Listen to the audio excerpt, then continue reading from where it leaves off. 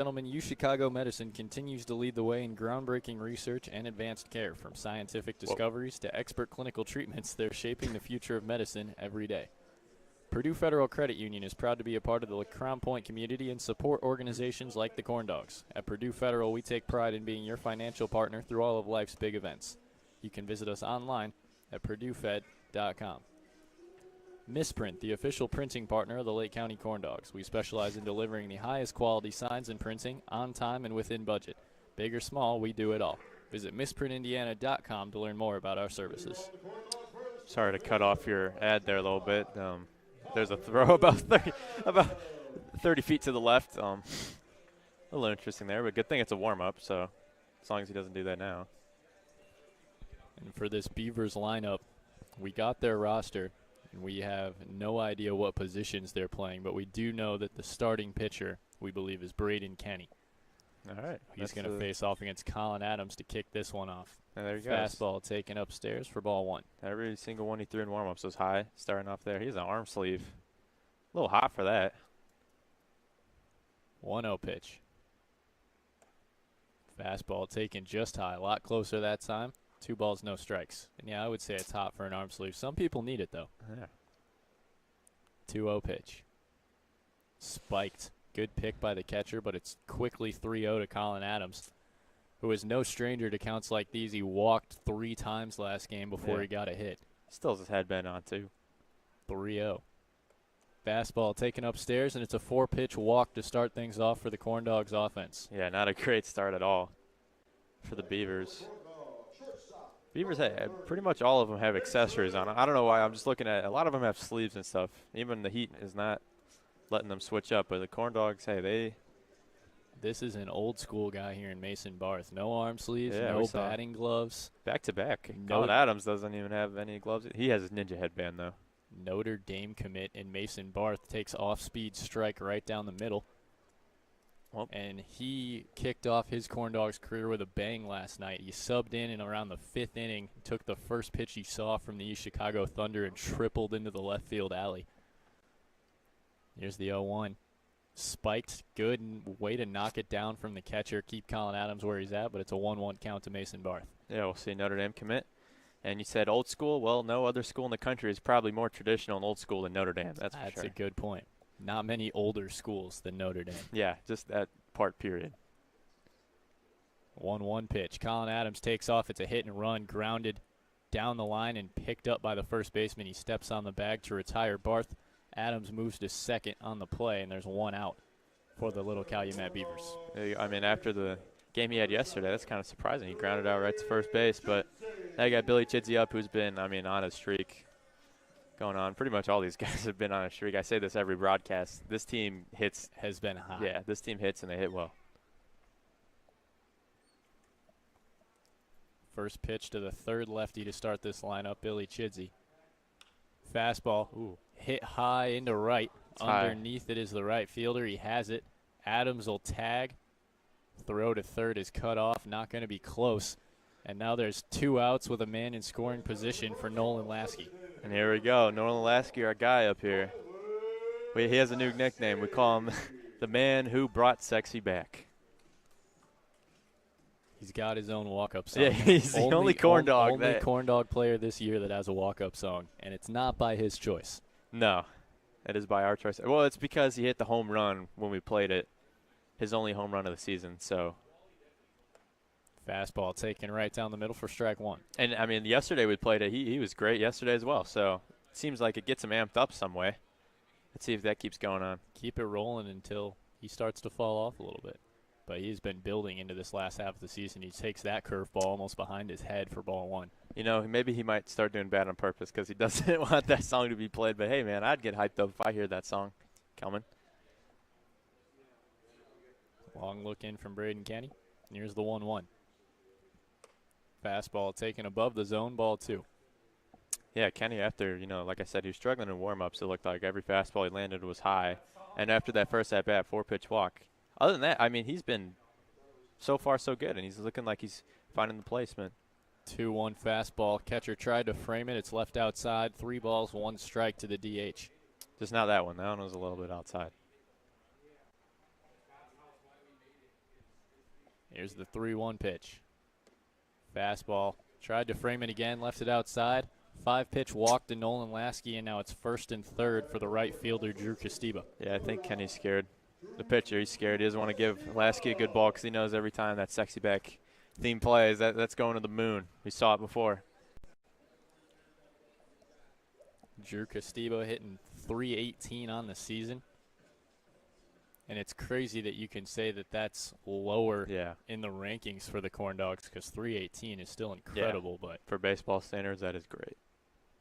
Takes the first pitch in the dirt. Runners stay where they're at. 1 ball, no strikes. See, early opportunity for the Corndogs. Get a run here. Bring the runner. Bring Adams home at third. Doesn't really take a lot. He's a speedster. Now a bloop single could score Adams. Easily. 1-0 pitch from Kenny. Fastball just misses up and out. 2 balls, no strikes. That one was close. That was a pretty close one. Competitive pitch there from Braden Kenny. Yeah.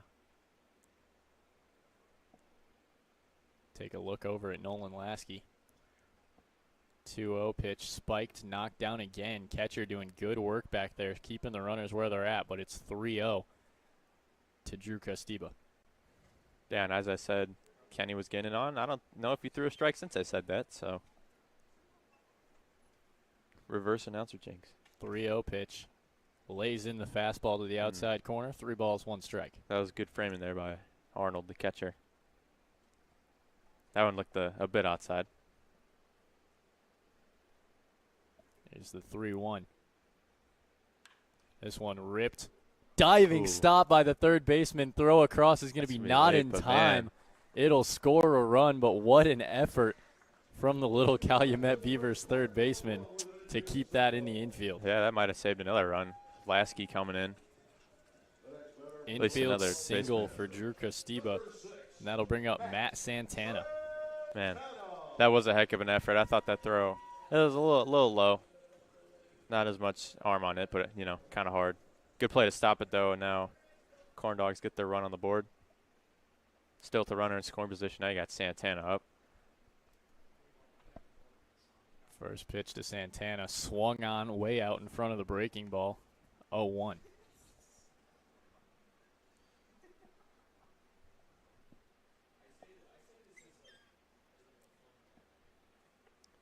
Here's the long look in. That'll be an 0-1 pitch to Braden Kenny. Leaves the fastball high. 1 ball, 1 strike. See a lot of long at-bats for the Corndogs here. It's a trademark for them. They're very patient. They are very patient. Here's the 1-1. Check swing curveball gets in the zone. 1-2 count to Matt Santana. Just 1 pitch away from getting out of the inning. Yeah, I think Santana, he obviously wanted to swing at that one, held back, got the wrong outcome. 1-2 payoff. Curveball swung through it. He's tagged out on the drop third strike. Corndogs put up 1 in the bottom of the first. They lead it 1-0. You're listening to Corndogs Baseball on Jet TV and Region Sports Network.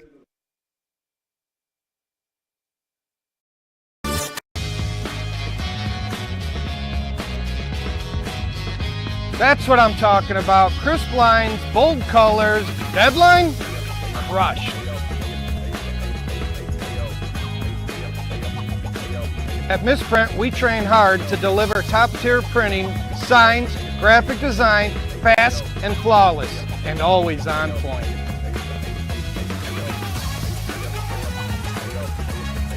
Misprint.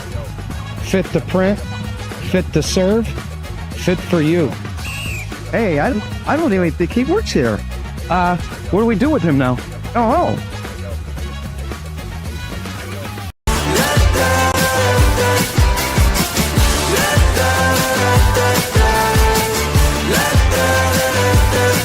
Hold up, now do what you do.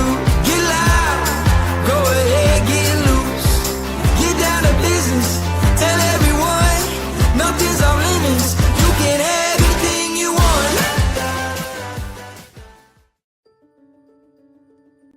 Belvedere Senior Housing is an affordable assisted living community for adults 55 years and older. Our residents enjoy private studio or one-bedroom apartment options, 3 restaurant-style meals and snacks every day. They also get laundry and housekeeping service, a wide range of engaging activities and events, medical transportation, and the comfort and support of on-site 24-hour staff. Headquartered in Maryville, Indiana, Centier Bank continues to play a pivotal role in every community we serve. Beginning with a single location in 1895 to serving 13 counties across Indiana, Centier Bank has championed a workplace of community building, philanthropy, and financial education to enrich the lives of individuals and businesses in the communities we serve. Our promise for a better tomorrow for generations to come is what sets Centier apart. Centier Bank, Indiana's largest private family-owned bank. Armed with a rich history of family ownership and a workforce that's committed to putting people first, Centier Bank.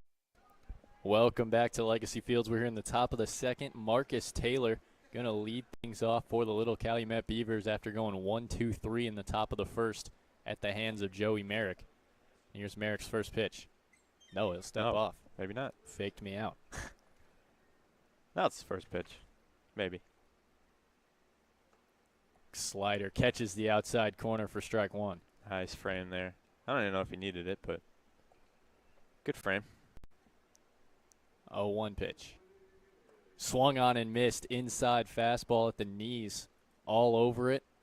No balls, 2 strikes. Man, Merrick is dealing early. That's for sure. 0-2 payoff to Taylor. Went a little chase slider, pulled it, 1 ball, 2 strikes. A little bit too ahead of himself. It's all right.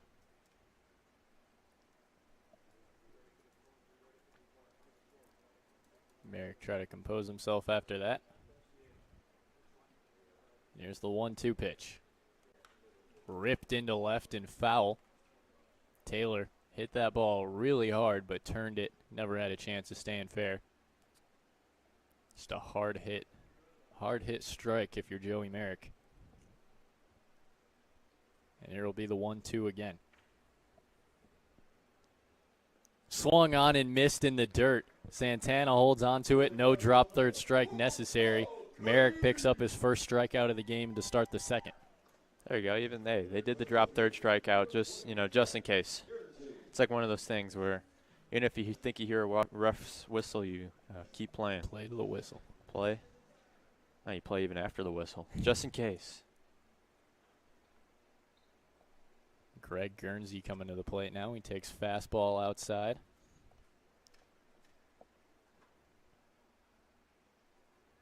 Guernsey, another lefty Merrick will have to deal with here. 1-0 pitch, check swing fastball, leaves it just up and out. 2 balls, no strikes.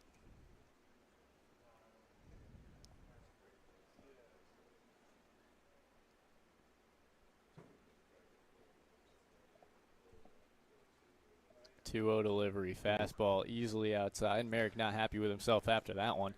Yeah, that one. Quick 3-0 count to Guernsey. That was way outside now. 3-0 count. Was losing track of his fastballs.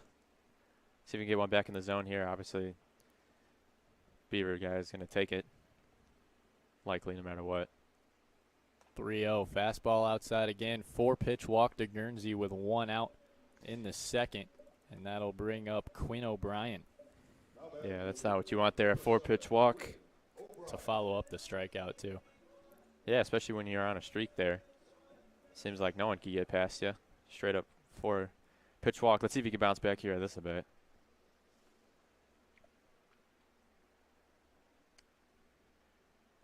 Fastball just misses up and out. Ooh. Merrick, very close pitch, wanted that call, but it's 1-0. Heard a lot of oohs in the crowd. It's pretty.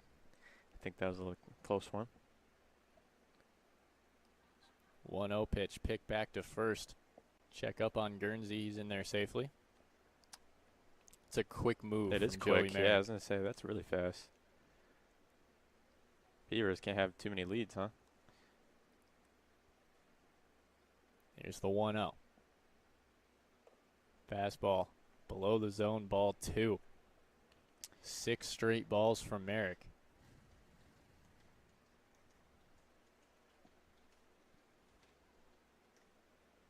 Here's his 2-0.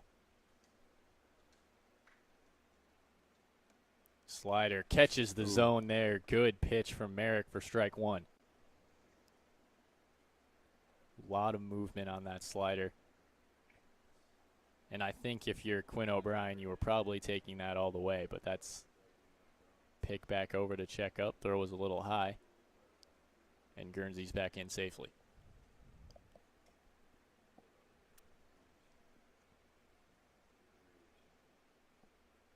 And here's the 2-1 from Joey Merrick.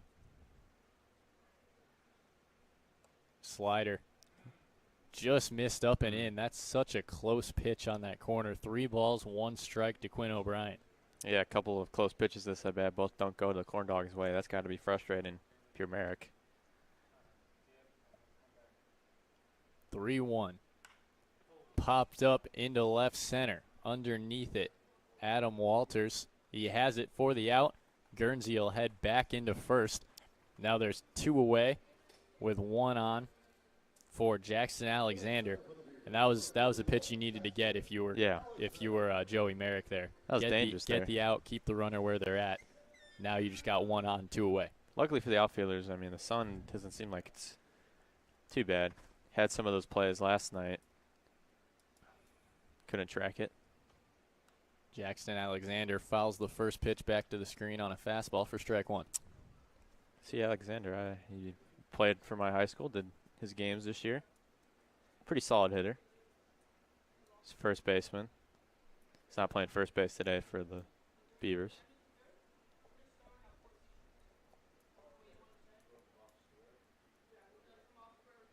Here's the 0-1 pitch from Merrick. Slider, backdoor, frozen middle. 0-2 now to Jackson Alexander. Weird, he put his hand in his face or something as soon as that pitch was thrown. I don't know if he was hurt, before the pitch was even in the catcher's mitt, if he was frustrated with himself or it was bugs or something in his face. That was weird. 0-2 pitch, fouled off back to the screen again. He stays alive, still 0-2.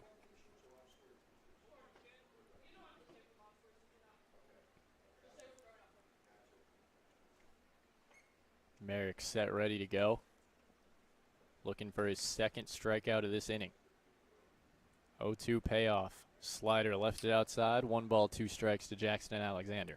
Yeah, it was a good chase pitch there to try to get a good competitive pitch. Alexander didn't swing on it.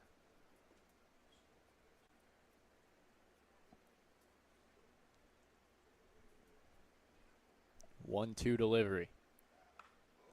Popped into right. Underneath it is Corcoran. Another catch, and he takes a tumble after it.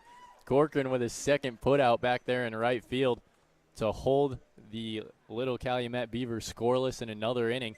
Led to the bottom of the second. Corndogs lead 1-0. You're listening to Corndogs Baseball on Jet TV and Region Sports Network. Frontier Bank fosters a workplace of community building, philanthropy, and financial education. A long-lasting legacy of family ownership dedicated to generations of clients is what sets Sentier apart. Trust the integrity, experience, and personal service of Sentier, Indiana's largest private family-owned bank. For more information, go to Sentier.com. At Strachan Van Til, we believe grocery shopping should be simple. Now, shopping is easier than ever with our new and improved website. Find what you need fast. Browse your favorite products, add them to your cart, and check out in just a few quick steps. Choose between convenient in-store pickup or let us handle the heavy lifting. From our shelves to your doorstep, skip the lines, shop your way, and spend more time on what matters most. With our rewards program, enjoy incredible savings and personalized offers every time you shop. Shop online now at strachanvantil.com or download our app today. All right, team, if you want to work for Misprint, be prepared to sweat. Printing and signs is survival of the fittest, and we're going to be the fittest. Faster, sharper. That sign's not going to design itself. We don't just make prints, we make perfection.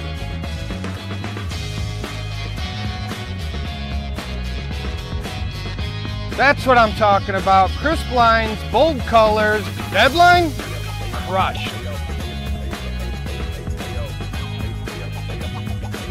At Misprint, we train hard to deliver top. Welcome back to Legacy Fields. Bottom of the second coming your way, and it'll be Kevin Corcoran leading it off for the Lake County Corndogs against Braden Kenny, still out there on the mound for the Little Calumet Beavers. First pitch to Corcoran. Slider taken outside for ball 1. Corcoran just made that somersault catch in right. Had one earlier where he dove for it, so he's got a couple style points tonight. That's not going to get you any style points. Hit into right and caught by Jackson Alexander for the first out of the inning pretty quick for Braden Kenny. I mean, Kenny, he had those few at-bats where it feels like Corndogs, they're fighting for it, they get a pitch they want. But, Kenny's been pretty consistent the whole time. He's getting those fastballs in the zone like he's supposed to, and has been pretty good at doing it. Aslan Farinelli coming to the plate now. First pitch to him from Kenny. Fastball taken way upstairs for ball 1.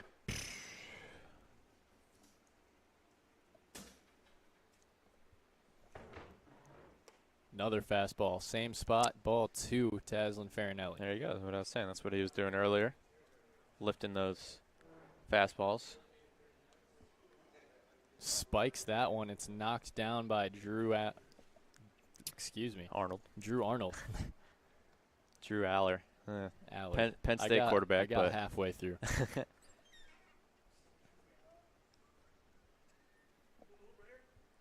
3-0 pitch from Braden Kenny. Lays in the fastball for strike 1, man. And that was taken all the way from Farinelli. Hey, the only thing I can think of is when you say Kenny, he's wearing orange, man. This one ripped into left for a base hit. It'll be a 1-out single for Aslan Farinelli. There you go, Farinelli. Waited, got the pitch he wanted.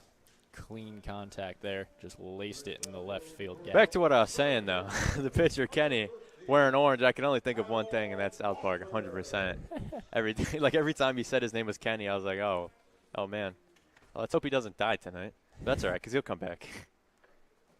Adam Walters coming to the plate now. Been very consistent in the field, on the mound, and at the plate for the Corndogs this year. Ooh. Swings through the first pitch fastball from Braden Kenny for strike 1. Yeah, he's definitely been one of the more consistent players this year. Not only does it feel like he's actually played most of the games, which you can't really say for some of these guys. Pick back over to check up on Aslan Farinelli. He's back in standing. No, Walter seems like he always comes in, has his role, does what he needs to do. Here's the 0-1. Fastball upstairs taken. 1 ball, 1 strike. Farinelli wants to go, man, but Arnold's got a big arm back there. We saw it earlier in the year. Do not want to run against him. Here's the 1-1 pitch. Big breaking ball grounded to the left side and fair, and it's off the glove of Hobbs Dunn. Aslan Farinelli going to cruise into third. Walter's going to take second. And it's second and third for the Corndogs, still with only 1 out. And the top of the lineup in Colin Adams. Yeah, the last 2 hitters getting on base now. Runners on second and third for Adams at the top of the order. Not something at all if you're the Beavers. Corndogs looking to add on more runs. Already up 1-0. And Colin Adams looking to tack on a couple more here. First pitch to him. Popped back up to the middle. Fielded by the second baseman. Throw across. Not in time. Wow. He beat it out. He hit that one just high enough to leg out the infield single. And now the bases are loaded for Mason Barth. Yeah, the speed of Adams there really bailed him out. I saw that ball was hit high. I still didn't think he was going to make it safe there. Now you got the Notre Dame guy coming up. Yeah, dangerous hitter here, as we've seen. Now with bases loaded, that's, not a spot you want to be in. Did get out, grounded out to first in his first at-bat, so. First pitch popped up. That'll get back over the screen. No balls, 1 strike. I mean, a lot of Corndogs hitters have been disciplined, but it feels like Barth has been on it. He's been really aggressive, swinging early. First couple times, I bet, tonight. Here's the 0-1 pitch to Mason Barth. Big breaking ball taken outside. 1 ball, 1 strike. Yeah, a little bit of a rainbow there.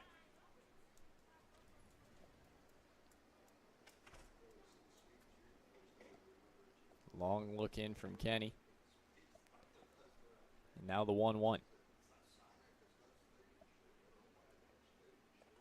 Taking strike one up in the zone on the fastball. 1 ball, 2 strikes now on Mason Barth. Yeah, if he gets a strikeout here, not a great start to his second day on the job here. Legacy Fields for the Corndogs. 1-2 payoff from Braden Kenny. Fastball ripped up the middle. Through the middle. It's going to score 1. Walters coming to the plate. Oh, good throw to the plate. Not in time. Almost. Runners are going to advance. Colin Adams goes into third. Mason Barth will head to second. And it's a 2-run RBI single for Mason Barth to make it 3-0 Corndogs. And now second and third, still with only 1 out for Billy Chidsey. Yeah, Barth changed his day there from, like I said, almost being pretty underwhelming to now getting 2 RBIs there. Now runners still on second and third. So, and now you got Billy Chidsey and Nolan Lasky coming up for the Corndogs. So dangerous spot here if you're the Beavers to get, behind very early. Couple of heavy hitters. Fastball taken outside to the lefty Chidsey, ball 1. See, Colin Adams, I mean, just sitting there at home plate, any ball in the outfield, likely he might run on it. 1-0 pitch from Braden Kenny. Comes inside. He jumps out of the box. 2 balls, no strikes. Man, Adams is ready. Hey, if Arnold fumbles some ball, catcher, maybe it goes behind them or.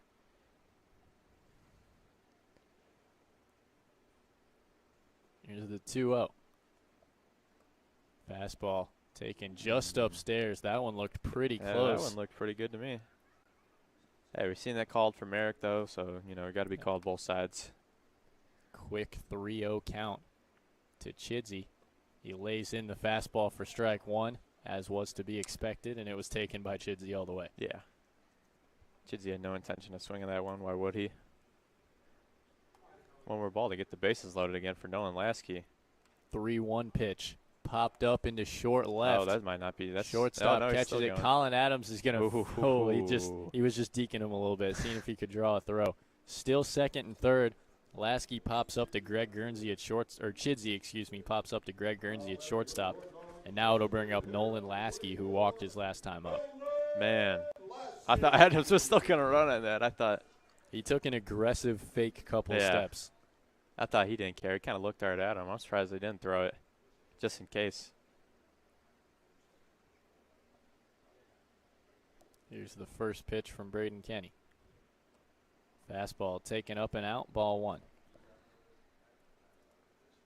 See, Lasky did not have sexy back play, so if he strikes out, we know why.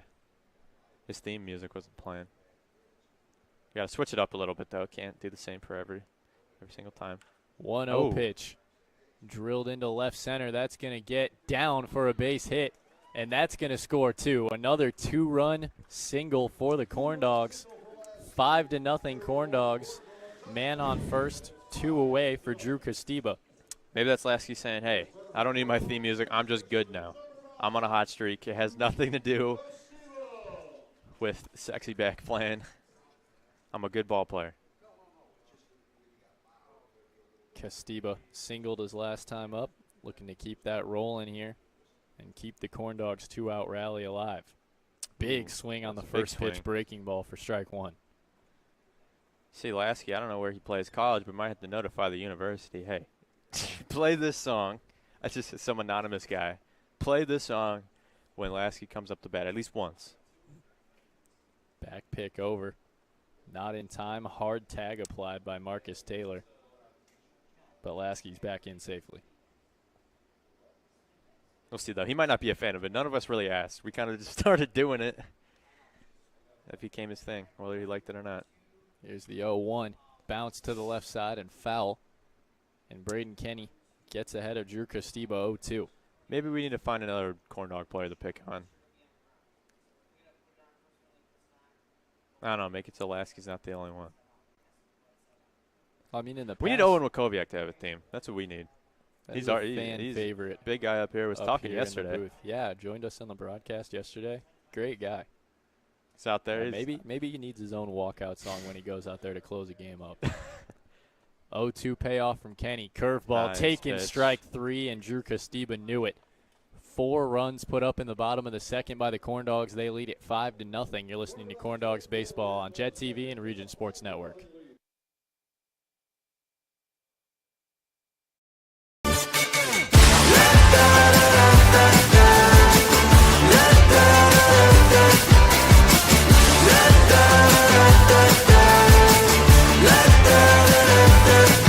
Hold up, now do what you do. Get loud, go ahead, get loose. Get down to business, tell everyone nothing's off limits. You can have anything you want.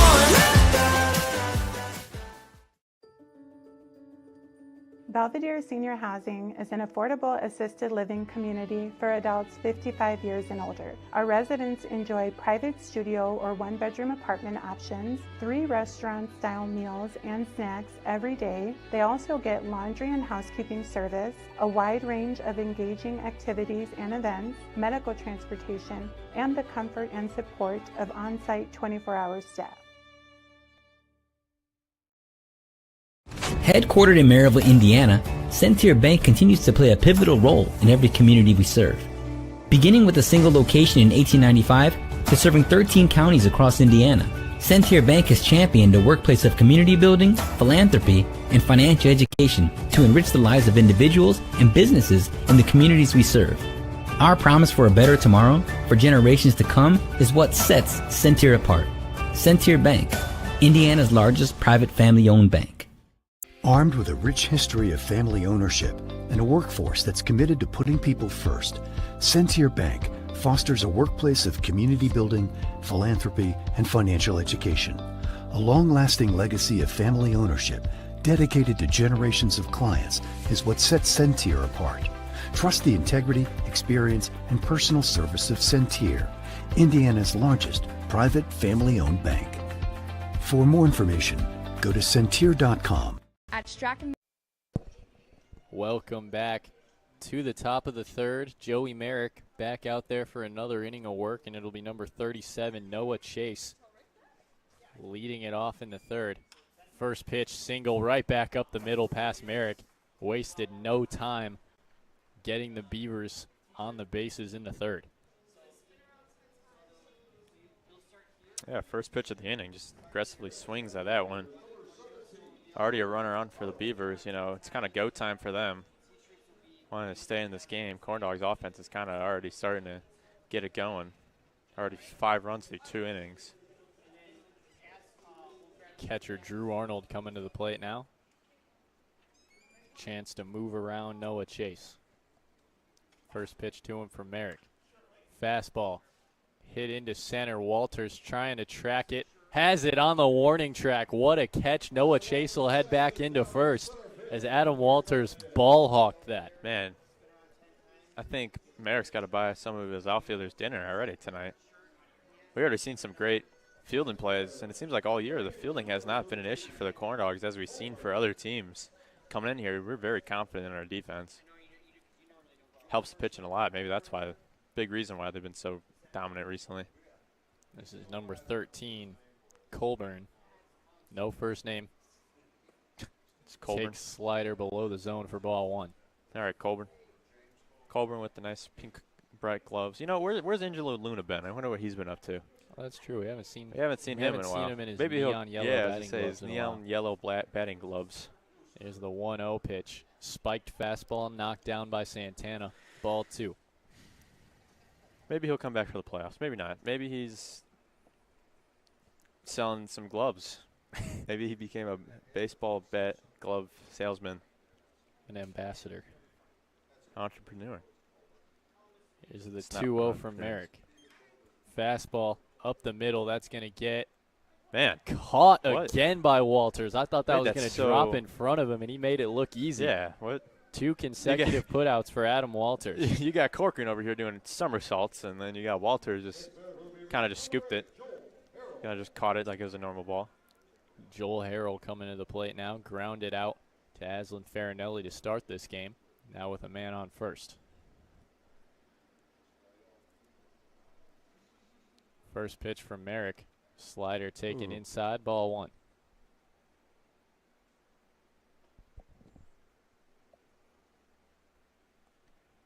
Here's the 1-0 pitch. Fastball again to Farinelli. Picks it up, throw to second in time, and it's another scoreless inning for Joey Merrick and especially the Corndogs defense as they still lead 5-0 heading to their bottom of the third. You're listening to Corndogs Baseball on Jet TV and Region Sports Network. Mantil, we believe grocery shopping should be simple. Now, shopping is easier than ever with our new and improved website. Find what you need fast. Browse your favorite products, add them to your cart, and check out in just a few quick steps. Choose between convenient in-store pickup or let us handle the heavy lifting. From our shelves to your doorstep, skip the lines, shop your way, and spend more time on what matters most. With our rewards program, enjoy incredible savings and personalized offers every time you shop. Shop online now at strachanvantail.com or download our app today. All right, team, if you want to work for Misprint, be prepared to sweat. Printing and signs is survival of the fittest, and we're going to be the fittest. Faster, sharper. That sign's not going to design itself. We don't just make prints, we make perfection.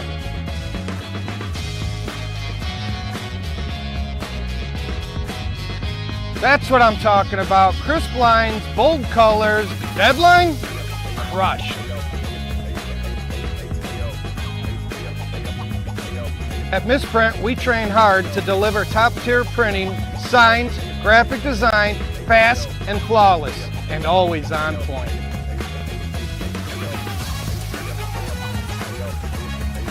Misprint. Fit the print, fit the serve, fit for you. Hey, I don't even think he worked. Pitching change here in the bottom of the third for the little Calumet Beavers. Number 1, Busio, going to take over on the mound. No first name for him either. But it'll be Matt Santana trying to get things started for the Corndogs. That's right. He doesn't need a first name. He lets the pitching do the talking for him. Takes a first pitch curveball and gets ahead of Santana looking there. Here's his 0-1 pitch. Another breaking ball, grounded foul down the left field line. No balls, 2 strikes. Yeah, I'm curious to see how many pitchers, get used for both these teams with playoffs tomorrow. Obviously, the guys thrown tonight are not going to be able to play tomorrow. 0-2 payoff. Fastball. Whoa. Let go of the bat and popped up to Marcus Taylor for the first out of the inning. And you saw the bat slip out of Santana's hands, and he threw it back towards the dugout. But he pops out to first for the first out of the inning. Corcoran wasn't seeing it, but it bounced off the wall and landed right next to him. He was down crowd show. He would have been fine, but he didn't even look for it. That could have hit him. That could have been pretty scary. Kevin Corcoran coming to the plate now. Flew out to right his first time up in the second. Almost got hit by a bat. First pitch check swing. Catches the inside corner for strike 1, and Busio wasting no time getting ahead of these Corndogs hitters. 0-1 pitch. Backdoor curveball laced into center, and it'll get down for a base hit. Kevin Corcoran has his first hit of the night, and it's a single into center. Yeah, Busio seems like he's very aggressive down those fastballs. Aslan Farinelli coming to the plate now. He also singled his last time up. Yep. Looking to get something going here for the Corndogs. Tack on a couple more to break this game open. Man, the speed of this game compared to last night's game is just not even remotely close. 0-0 pitch. Breaking ball didn't get enough on it. It's taken upstairs. 1 ball, no strikes. When you have 8-run half innings, the game tends to drag a little bit. I mean, obviously that happens, but man, it was like 9 o'clock and dark by the time we're probably at this part of the game. 1-0 pitch swung on and missed. Good location there from Busio. Elevated and outside. Farinelli couldn't get a piece of it. Now the 1-1. Swung through. Fastball right down the middle. He gets ahead of Farinelli. 1 ball, 2 strikes. A lot of fastballs down the middle. Hasn't hurt him so far, really. Yeah, no. There's the 1-2. Breaking ball again. Fouled back over the press box. He'll stay alive. Still 1 ball, 2 strikes. Yeah, BCU is going to make you hit this one. It's going to make you hit the ball. Long look over at Corcoran. Now the 1-2 payoff again. Breaking ball. Ooh. Nothing moving on Not that. going to make you hit that one. 2 balls, 2 strikes up in the eyes of Farinelli. It looked like he might have slipped after that. He's brushing off some spots on the mound, filling some holes back in maybe. Or maybe he's just acting like he slipped there. Oh, pick over to first. Almost. Great pickoff move. Yeah, just did a little look over his shoulder. Just threw it immediately. No second thought at all. Came set and then immediately picked over. Almost had Corcoran there. Now a 2-2 pitch to Farinelli. Pulled the fastball. Corcoran's going to head down to second on the wild pitch. Now a full count to Aslan Farinelli. Yeah, now you just let's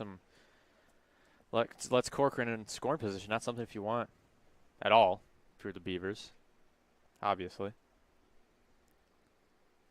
3-2 pitch from Bucio.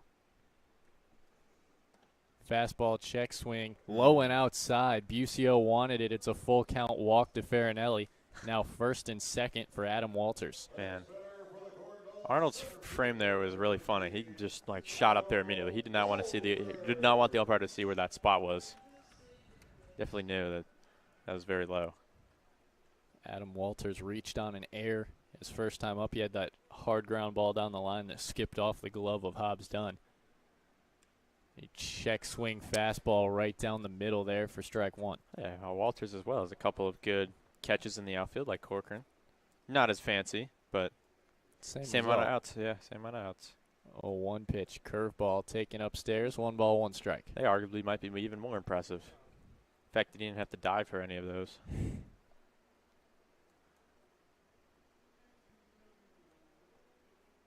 1-1 pitch from Bucio.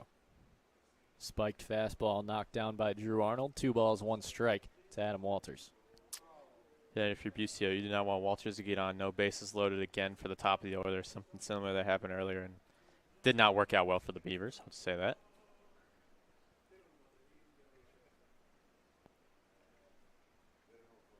Here's the 2-1 pitch to Adam Walters. Breaking ball swung through in the top of the zone. 2 balls, 2 strikes with runners on first and second.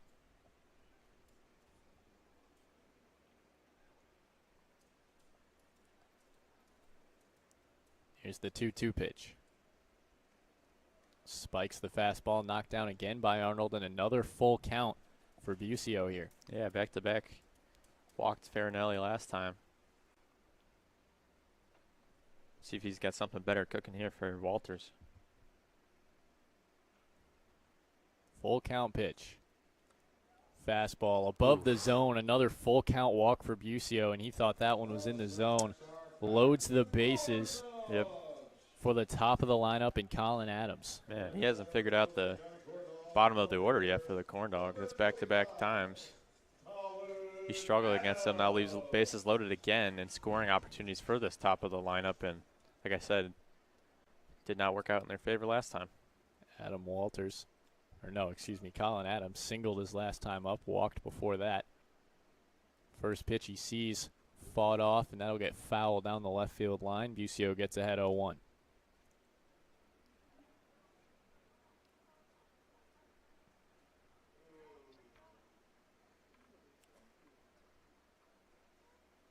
See, Adams is definitely one to walk a lot. I'll say that. 0-1 pitch again, fought off into left field. It's going to go foul, and Bucio gets ahead 0-2. We'll see if he can finish Adams here. Adams, a very patient hitter. Like you just said, walks a lot. Might not be walking here. 0-2 payoff from Bucio. Fastball taken upstairs, ball 1. Very close take there. Man, if you're Bucio, you cannot. Can't afford a walk Yeah, you here. can't afford a walk here at all. Let alone, I mean, even getting it to full count. 1-2 pitch. Breaking ball fouled off again into left field, into foul territory. Stays alive, still 1-2. Adams really hanging in there. Waiting for a good pitch or waiting for 3 more balls.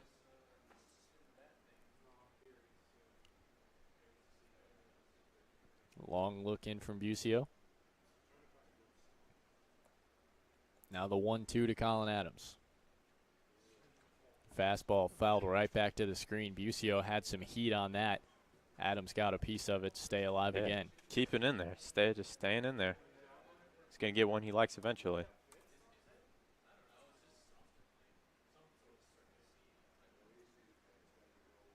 Back set to go. Another 1-2 pitch from Busio. This one hit well into center. Underneath it is Joel Harrell. Catch is made. Run will score. Kevin Corcoran will tag to score from third. It's 6-1 Corndogs after the Colin Adams sac fly. Still runners on first and second with 2 away for Mason Barth. Yeah, Adams does his job. Gets the run home. Corndogs now up 6-0. Runners on first and second. Well, that's obviously not the ideal. Not the scenario. ideal job, but you get one run you across. get your guy at third base home if you're at 1 out. I know. Well, the Corndogs, you're thinking way more than that. First pitch is curveball inside. I feel like most other teams would be satisfied with 1 run there, at least. Here's the 1-0 pitch to Busio.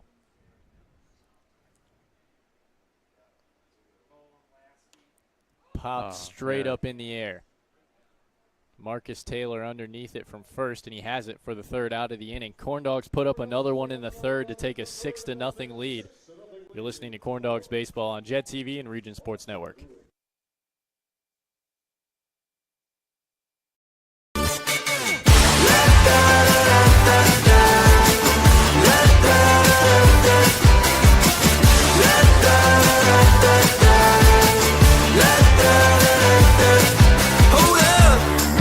Now do what you do, get loud, go ahead, get loose, get down to business, tell everyone, nothing's off limits, you can have anything you want.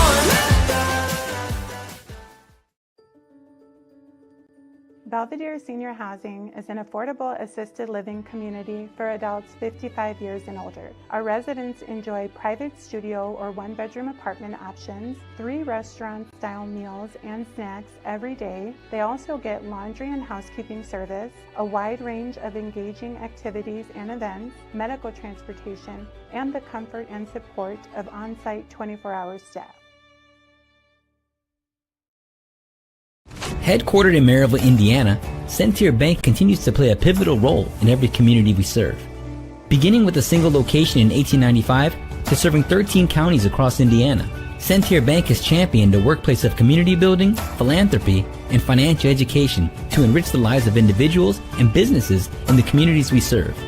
Our promise for a better tomorrow for generations to come is what sets Centier apart. Centier Bank, Indiana's largest private family-owned bank. Armed with a rich history of family ownership and a workforce that's committed to putting people first, Centier Bank fosters a workplace of community building, philanthropy, and financial education. A long-lasting legacy of family ownership dedicated to generations.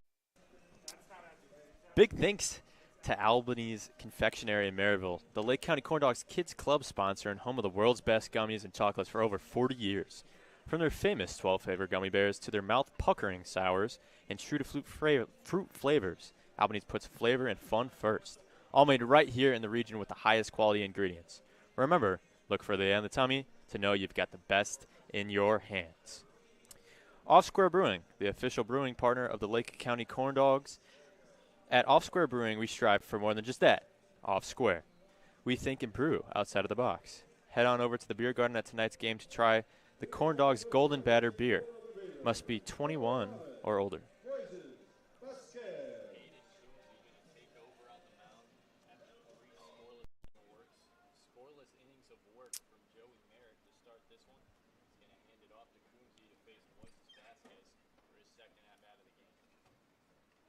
See, the manager's not even in the dugout. Corndogs coach is chilling with the fans over here.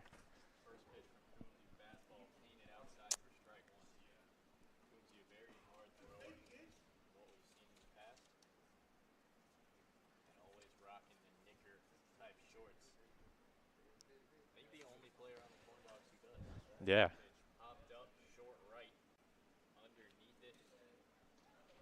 I like that. I like to see that. Nice 2-pitch out bet.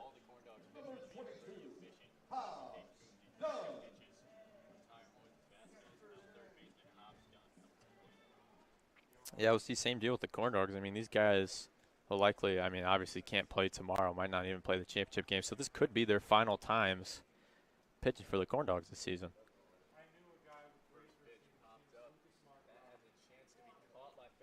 Oh, wow. Speed. Track that one very easily. I like the pace this one's going. This inning's going.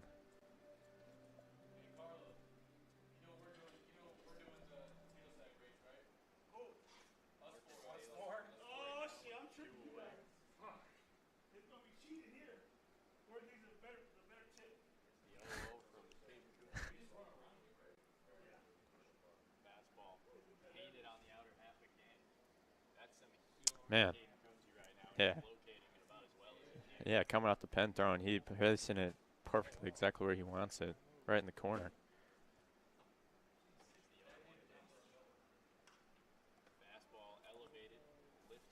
Wow. And we're somehow already potentially one pitch away from ending this half inning. That would be really quick. Something like that. Let's see.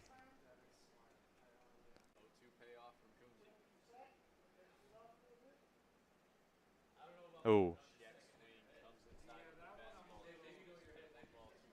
Good discipline there, saying that Coombsy hasn't thrown anything but strikes to lay off on that one.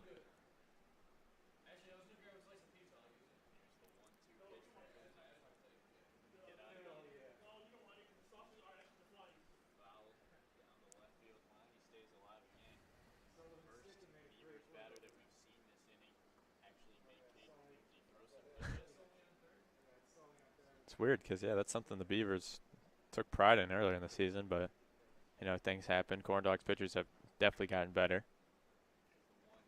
Got him. Right down the middle, and Marcus Taylor knew it. 1, 2, 3 for Coombsy in the top of the fourth. Corndogs still lead 6-0. Listening to Corndogs Baseball on Spit TV.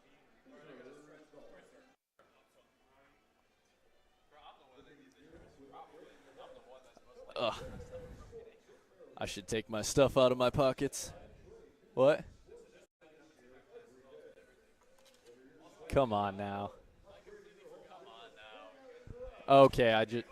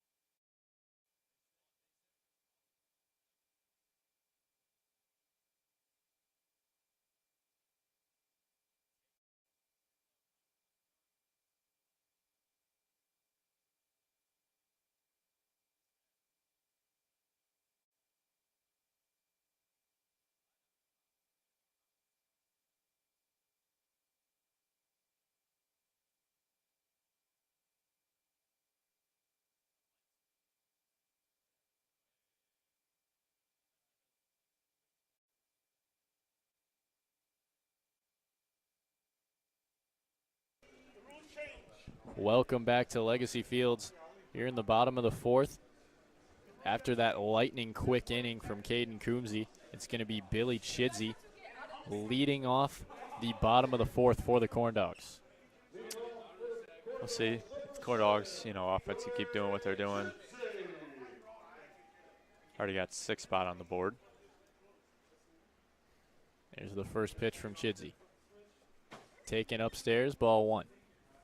There's a lot of antsiness up here in the press box as we have in-game activations here at Legacy Fields. One of them involves a potato sack race, and today, me, Thalen, Mason, and our other male intern, Connor, who takes care of the scoreboard for us here, were elected to compete in that. We were honored with this opportunity to. They're all stretching over there, though. Like, they're cheating. Yeah, we don't have. We got to run a broadcast here. So if we come back, that ball blasted into right. That has a chance. It's going to short hop the wall. Chidsey's going to have 2 easy, And he's going to cruise into second with a leadoff double to start the fourth. His power has been unmatched this year. Chidsey picking up steam going into this last half of the season. Yeah. He's been on a roll. On the right spot, leading off on the right foot. Leaving, I should say, not leading. Leaving. Nolan Lasky coming to the plate now, has a walk and a strike. A walk, not a strikeout. Walk and a single so far on the day. Now with the runner in scoring position, looking to expand this lead to 7. Big breaking ball leaves it upstairs. 1 ball, no strikes. We'll see. You are the betting favorite for this race. That's what I've been told. I'm not sure I agree with that. I am the betting least favorite. So 1-0 fastball. But that's okay. Gets hey, the outside corner. everyone loves a good underdog story. I'm not going to complete it, but everyone loves a good underdog story. You know, if you have so much doubt in yourself. 1-1 popped up to the right side. Underneath it is the right fielder. It's caught, and a laser throw into the infield to keep Chidsey where he's at. There's 1 away. Man. Still with the man on second. I'm kind of forgetting there's a baseball game being played right now. It's all about this bag, this potato. So if we come back out of this break and we're out of breath, well, if I'm out of breath, you know why. Tay, you'll probably be out of breath too. It's hot out there. It's a hot one out there. It is hot out. It's We're all hot sweating. up here. It's It hot is up hot here. up here. It's sweating. Drew Castiba coming to the I got plate. a fan on my feet though, which is nice. But 1 for 2, single and a strikeout on the day. Runner goes, throw down, not in time, and it skips into the outfield. He's going to head for home. No throw, and Billy Chidsey scores on a straight steal of third and an overthrow. 7-0 Corndogs. Was that an overthrow? It didn't really look like an overthrow. Thought that throw was on them. I mean, it was pretty solid. Misplay there by the third baseman. Another run in for the Corndogs on a Beavers error. 1-1 pitch now to Drew Castiba. Bucio back in his windup with no runners on base. Nice pitch. Curveball just above the zone. 2 balls, 1 strike. Just outside.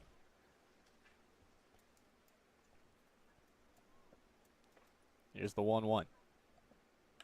Fastball ripped foul down the third base line. 2 balls, 2 strikes. See, it is a nice night out. It's probably a little bit nicer now. Sun's going away. You know, that Domino's Pizza probably wasn't, the greatest idea right before a race, but I'm not very fast, so. 2-2 flown into center. Joel Harrell that's gonna trying keep going. to track it, and it short hops the wall in center. Drew Castiba gonna cruise into second. As that ball rolls into the infield, nobody cut it off. Another double for the Corndogs. Man. Now with 1 out and a man on second for the catcher, Matt Santana. The Corndogs are hitting pretty deep. I mean, if I had the scouting report, I'd say, hey, bring my guys back here. It feels like a lot of the time outfielders going against Corndogs are running outwards more than inwards.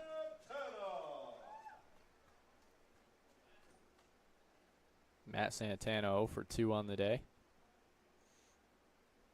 Chance to get his first hit here and pick up an RBI while he's at it. First fastball from Bucio taken outside, ball 1.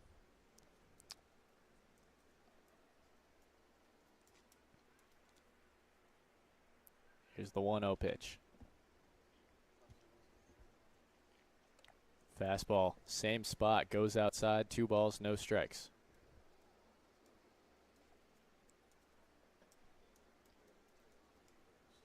Bucio taking a second to compose himself here.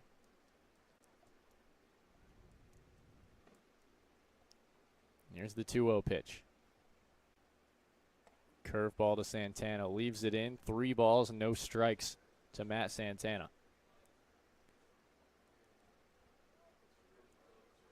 See, very slow at bat, taking his time. Here's the 3-0. Fastball, can't get it to the outside corner. 4-pitch walk to Matt Santana with 1 out in the bottom of the 4th. Now runners on first and second for Kevin Corcoran, who singled his last time up. It's like we've seen that a lot of times tonight. 4-pitch walk, both sides. Hey, you got Corcoran up. Feels like it's been the 5th time he's batted tonight, I'll be honest. It's one of those nights. Ryder Fernandez going into pinch run for Matt Santana at first base. Dashes speed out there on the bases. And here's his first pitch to Kevin Corcoran. Fastball turned on and laced into right for a base hit. Drew Costiba going to hold up at third. Corndogs go station to station. Bases are loaded with one out for Aslan Farinelli. Yeah, Farinelli has been, I'm pretty sure, 2 for 2 so far. 1 for 1. He walked. Single and a walk. Hasn't been out. There you go. My mentality right there. Farinelli scored in the second, walked and stole a base on a wild pitch. Yep. Now a last inning. Opportunity for the Corndogs to completely blow this one open here in the fourth. First pitch from Busio. Bounce back up the middle. 6-4-3. Double play to get out of the inning. Corndogs only put up 1. They still lead 7-0. Heading to the top of the fifth. You're listening to Corndogs Baseball on Jet TV and Region Sports Network.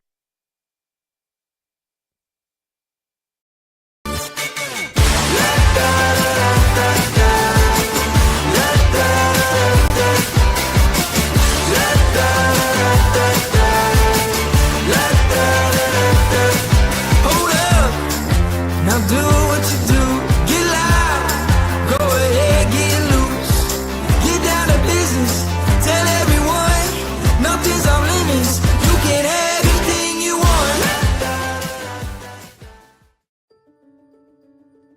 Belvedere Senior Housing is an affordable assisted living community for adults 55 years and older. Our residents enjoy private studio or one-bedroom apartment options, 3 restaurant-style meals and snacks every day. They also get laundry and housekeeping service, a wide range of engaging activities and events, medical transportation, and the comfort and support of on-site 24-hour staff.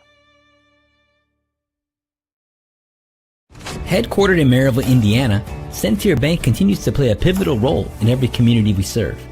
Beginning with a single location in 1895 to serving 13 counties across Indiana, Centier Bank has championed a workplace of community building, philanthropy, and financial education to enrich the lives of individuals and businesses in the communities we serve. Our promise for a better tomorrow for generations to come is what sets Centier apart. Centier Bank, Indiana's largest private family-owned bank. Armed with a rich history of family ownership and a workforce that's committed to putting people first, Centier Bank fosters a workplace of community building, philanthropy, and financial education. A long-lasting legacy of family ownership dedicated to generations of clients is what sets Centier apart. Trust the integrity, experience, and personal service of Centier, Indiana's largest private family-owned bank. For more information, go to Centier.com. At Strachan Van Til, we believe grocery shopping should be simple. Now, shopping is easier than ever with our new and improved website. Find what you need fast. Browse your favorite products, add them to your cart, and check out in just a few quick steps. Choose between convenient in-store pickup or let us handle the heavy lifting. From our shelves to your doorstep, skip the lines, shop your way, and spend more time on what matters most. With our rewards program, enjoy incredible savings and personalized offers every time you shop. Shop online now at strachanvantil.com or download our app today. All right, team, if you want to work for Misprint, be prepared to sweat. Printing and signs is survival of the fittest, and we're going to be the fittest. Faster, sharper. That sign's not going to design itself. We don't just make prints, we make perfection.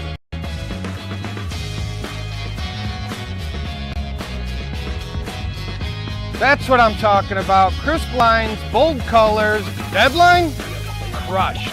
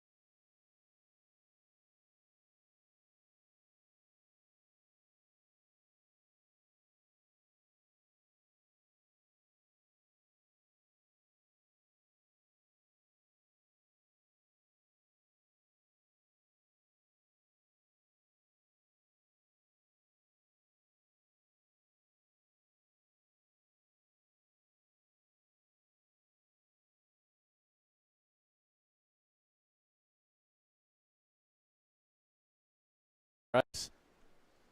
Holland isn't quite sure where he missed that one. Yeah, I don't know. Here's the 3-0. Fastball outside, 4-pitch walk to get things started for the Beavers in the 6th. Huh. Not a good start. 4-pitch walk. Another one. Seems like we've had a lot of those. Excuse me, that was Noah chasing that last at bat. Drew Arnold coming to the plate now. Man on first, nobody out. That one popped up, backing out of play, over the press box, 0-1. We've seen Braylon Holland in, I believe, 2 or 3 innings this year, and we've seen him throw sidearm, we've seen him throw overhand, and he's done pretty well at both. Yeah, you know, I don't know if he pitches at whatever college he plays at, but if he doesn't, hey, you know what, trying out new things. Here's the 0-1 to Drew Arnold. That one gets in the zone, and it's ripped into right. That one gets down. Throw to second from Corcoran from his knees in right field. Almost had a force play at second, but that's a single for Drew Arnold. It's now first and second. Nobody out for Colburn, number 13. That was a powerful throw from his knees, and, you know, could have had more style points there, but decided on that one. He's not going to die for it. Almost looked like he had another diving catch Almost. over there in right field, but it was off the hop. Bounced it. Man, this headset keeps falling off of my head because of the sweat. It was an intense race, and it doesn't help that it's hot up here. Braylon Holland, strike one, upper half fastball to Colburn. Yeah. Going from the stretch now with runners on base. Here's his 0-1. Same Nice spot, pitch. little off speed, 0-2. Good movement Still, there on the off speed. Yeah, a lot of arm side run. And he froze Colburn there. No balls, 2 strikes, and here's the payoff. Grounded to the right Double side. play. 4-6-3, double play. Great turn by the middle infield of the Corndogs. Billy Chidsey to Mason Barth to Drew Costiba to record 2 outs here in the 6th. Now a man on third for the top of the lineup, and Joel Harrell, who's 0 for 2 today. Yeah, good ground ball pitch there. Gets the double play like he wants. As I say, Holland's usually pretty efficient in the innings he pitches, maybe because he throws off the hitters because they don't know what the heck's coming at him. That pitch, fastball, catches the outer half. No balls, 1 strike. Yeah, man, he's getting it going now. Hope he plays maybe more than 1 inning here, but I don't know. Here's the 0-1 pitch. Bounced high. Mason Barth, no. Throw across, not in time. And that's going to score a run. That was weird. Farinelli came in to play it off the hop from third. It got under his glove. Barth played it. Tried to make the throw to first. It wasn't in time. I think now there's a man on first. It was one of those where maybe Farinelli thought he had a better play at it, but Barth was, I mean, really committed to getting that one. Beavers put up their first run on the infield single. Now it's Moises Vasquez coming to the plate with 2 away and a man on first here in the top of the 6th.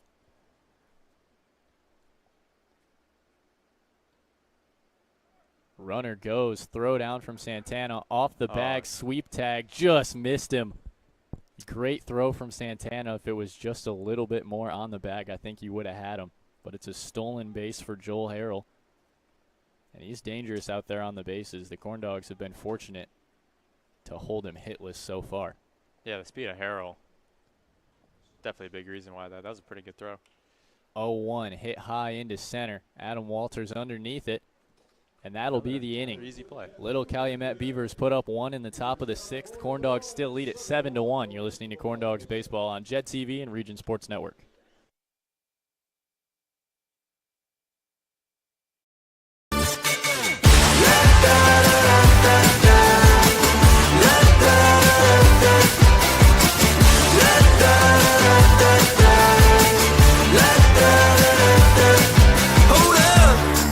Now do what you do, get loud, go ahead, get loose, get down to business, tell everyone, nothing's off limits, you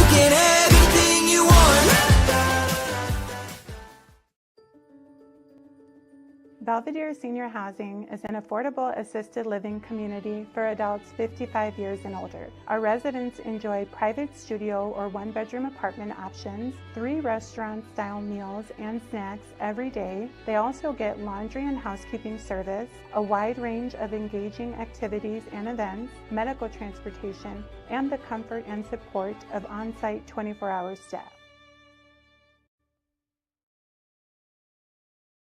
Headquartered in Maryville, Indiana, Centier Bank continues to play a pivotal role in every community we serve. Beginning with a single location in 1895 to serving 13 counties across Indiana, Centier Bank has championed a workplace of community building, philanthropy, and financial education to enrich the lives of individuals and businesses in the communities we serve. Our promise for a better tomorrow for generations to come is what sets Centier apart. Centier Bank, Indiana's largest private family-owned bank.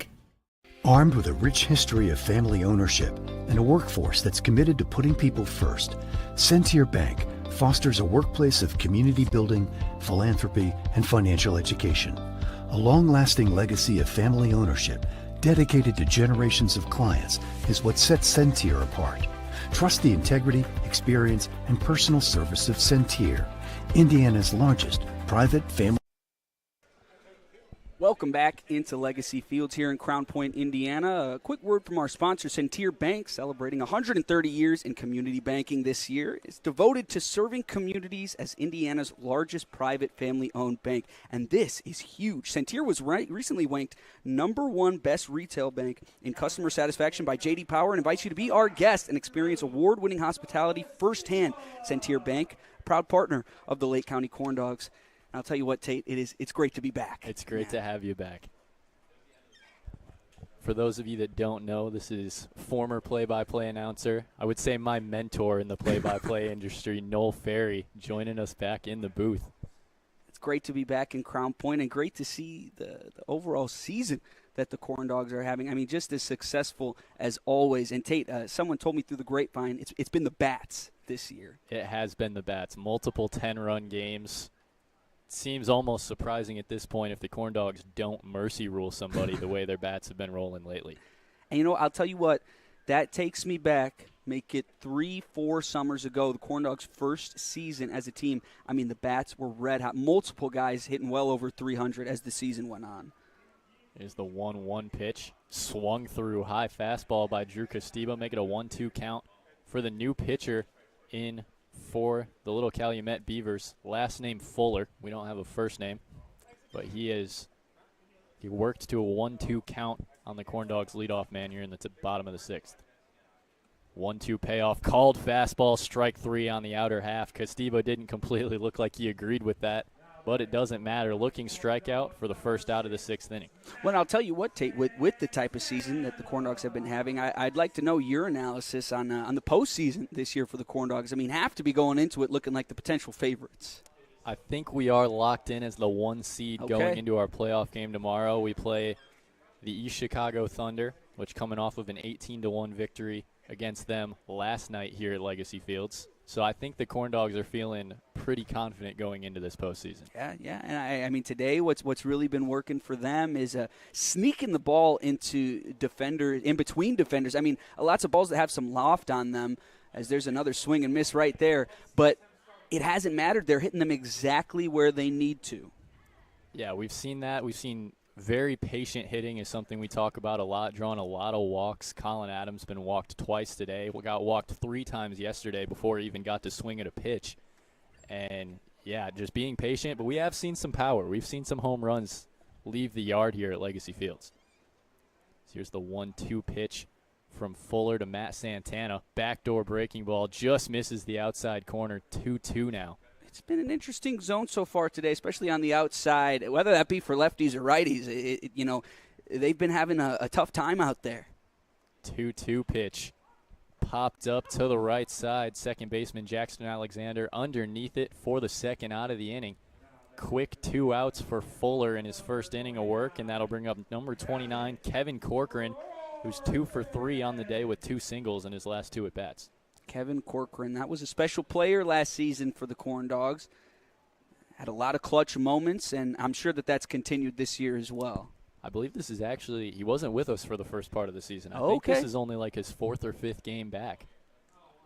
But if I'm not mistaken, he was a pitcher for the Corndogs as well, Yes, right? yes, a two-way player. Hasn't touched the mound this year for the Corndogs. Straight hitting and defense, both of which he's done a great job of. It's always interesting to see that side of the game as guys' careers progress.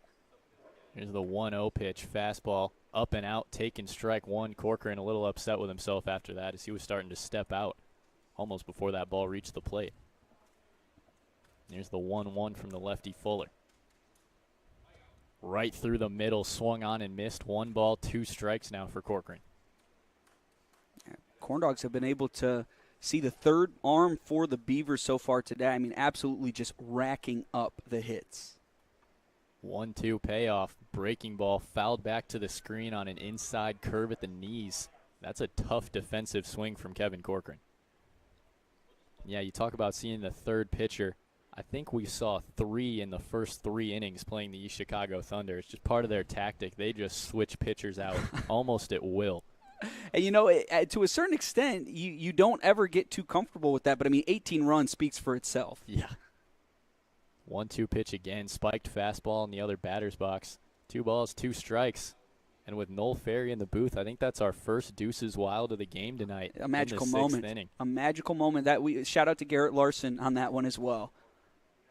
2-2 fouled back to the parking lot. That could be trouble for a car back there. But Corcoran stays alive. It's still a 2-2 count. A couple returners from last year and a couple classic names to the Corndogs as well. Adam Walters, believe, in his 3rd season as a Corndog. We've seen him play tonight. Kevin Corcoran returning. I believe we've seen Aslan Farinelli as well. Farinelli. John Connors, not here tonight, but he's been a common face this season for the Corndogs, returner. Billy Jones? Billy Jones has been back, on and off kind of. Matt Santana.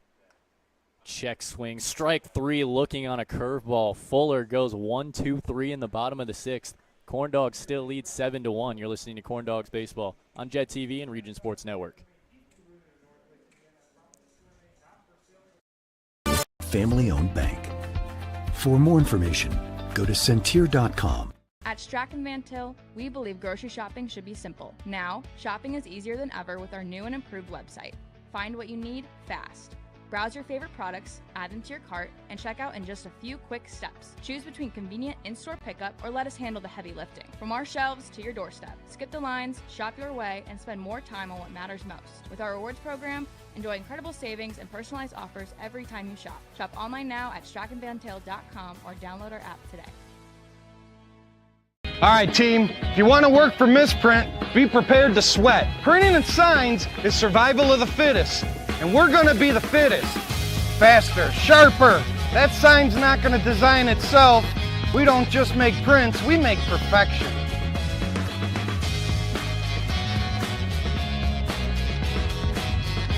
That's what I'm talking about. Crisp lines, bold colors. Deadline? Crushed. At Misprint, we train hard to deliver top-tier printing, signs, graphic design, fast and flawless, and always on point.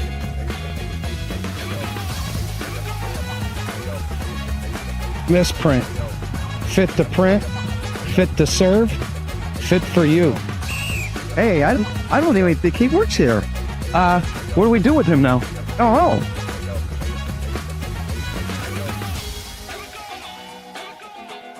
1.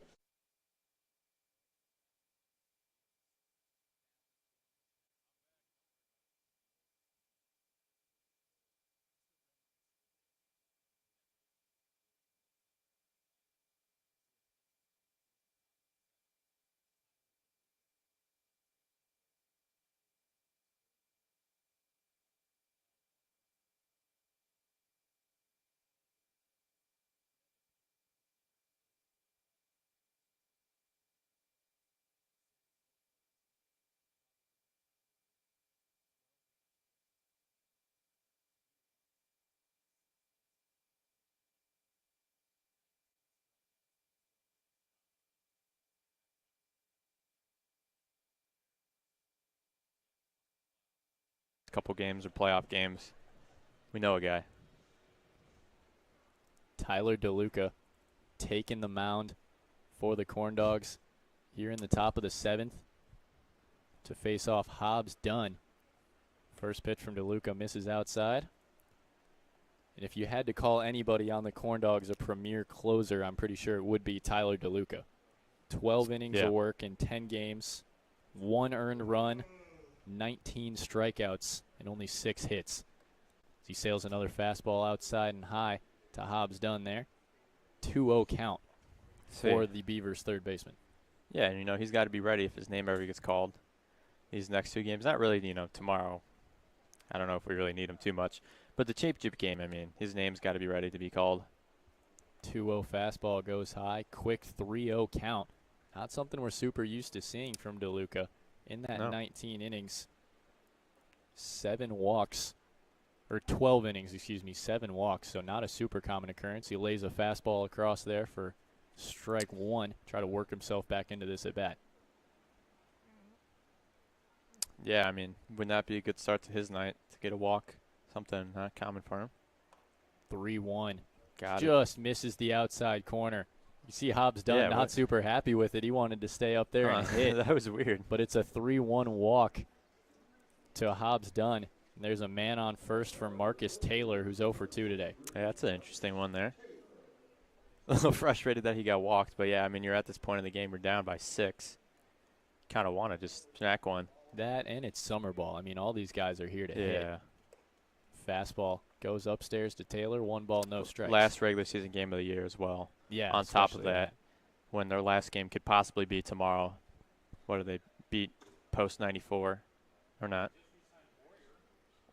Here's the 1-0. Fastball gets the outside corner. 1 ball, 1 strike to Marcus Taylor. I just realized we haven't had a Deuces Wild yet. We had 1 while Noel was in the booth. I had 0 Deuces Wilds tonight. Still 1. That's not good either. It's a slow night. Yeah. 1-1 breaking ball. Dropped it in. Nasty pitch from Tyler DeLuca to freeze Taylor for strike 2. That's a DeLuca right there. DeLuca pitch.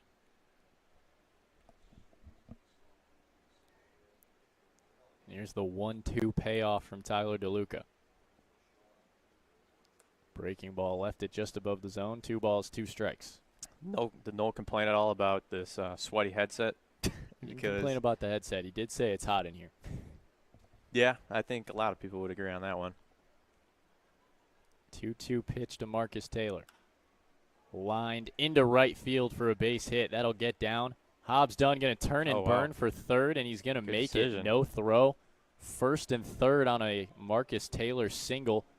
A runner in scoring position for Greg Guernsey with nobody out. Smart base running there, and all of a sudden, runners on the corners, 0 outs. Chance for the Beavers to claw their way back into this one. The Corndogs batters have slowed down. Held scoreless in the last 2 innings after scoring in each of the first 4. Now here's the first pitch from DeLuca to the lefty. Fastball up and out. That's what we saw when he was pitching to Hobbs Dunn, another lefty. Missed a lot of his pitches outside. Yeah, obviously not starting off on the right foot here. Here's the 1-0. Fastball fouled out of play down the left field line, 1 ball, 1 strike now for Tyler DeLuca. Swing there. DeLuca taking his time, calming down. Like I said, it could possibly be his last outing in this last regular season game. Who knows? Because who knows what the pitching rotation looks like for these next couple of games. Yeah. A lot of games right in a row this week. 1-1 breaking ball comes inside. Knocked down by Santana. Nobody moves on the bases. 2 balls, 1 strike to Greg Guernsey. Yeah, rough week for some of the players. 4 straight days of games. Well, potentially 4 straight days of games. Thursday would be the championship game.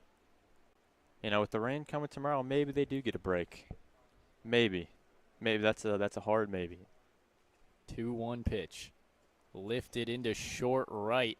Corcoran can't see it. That'll score a run. Taylor will move to second, and it's 7-2 Corndogs. Still with nobody out now with runners on first and second. And the little Calumet Beavers have something going here in the 7th. Yeah, absolutely. I mean, bases loaded. Sorry, not bases loaded. Runners on first and second. Still no outs. 7-2. I mean, this is still a pretty competitive game. All of a sudden, turning it around. This could get tight really fast. Fastball painted outside by Tyler DeLuca for strike one. We saw that early in the year when we played the Beavers where they beat us the first time. We were getting destroyed. I remember the score was really bad, and we almost came back and won it. Ended up losing by about 1 or 2 runs. Here's the 0-1 from DeLuca. Same fastball. Missed it just off the corner. 1 ball, 1 strike. So maybe the Corndog or maybe the Beavers trying to repeat history here, but actually, get the job done. Here's the 1-1 pitch. Runner goes. Throw down to third. Not in time. Stolen base for Marcus Taylor. But a very good throw from Matt Santana. Made it close. That was taken strike 2. Now first and third and a 1-2 count for Quinn O'Brien. Very good throw there by Santana.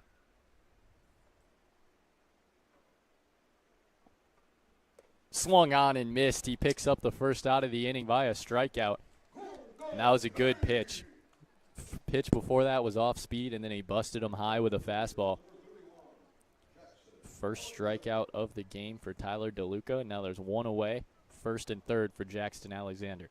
Yeah, good strikeout there for a strikeout pitcher. He said changing it up a little bit with his pitches. First pitch to the lefty. Misses outside again. 1 ball, no strikes. Oh, checks up on third. Nearly had him there. Matt Santana, dangerous behind the plate. Yeah, doesn't care where you are, what the situation is. He's going to try to get you out no matter what. He'll what. throw behind somebody.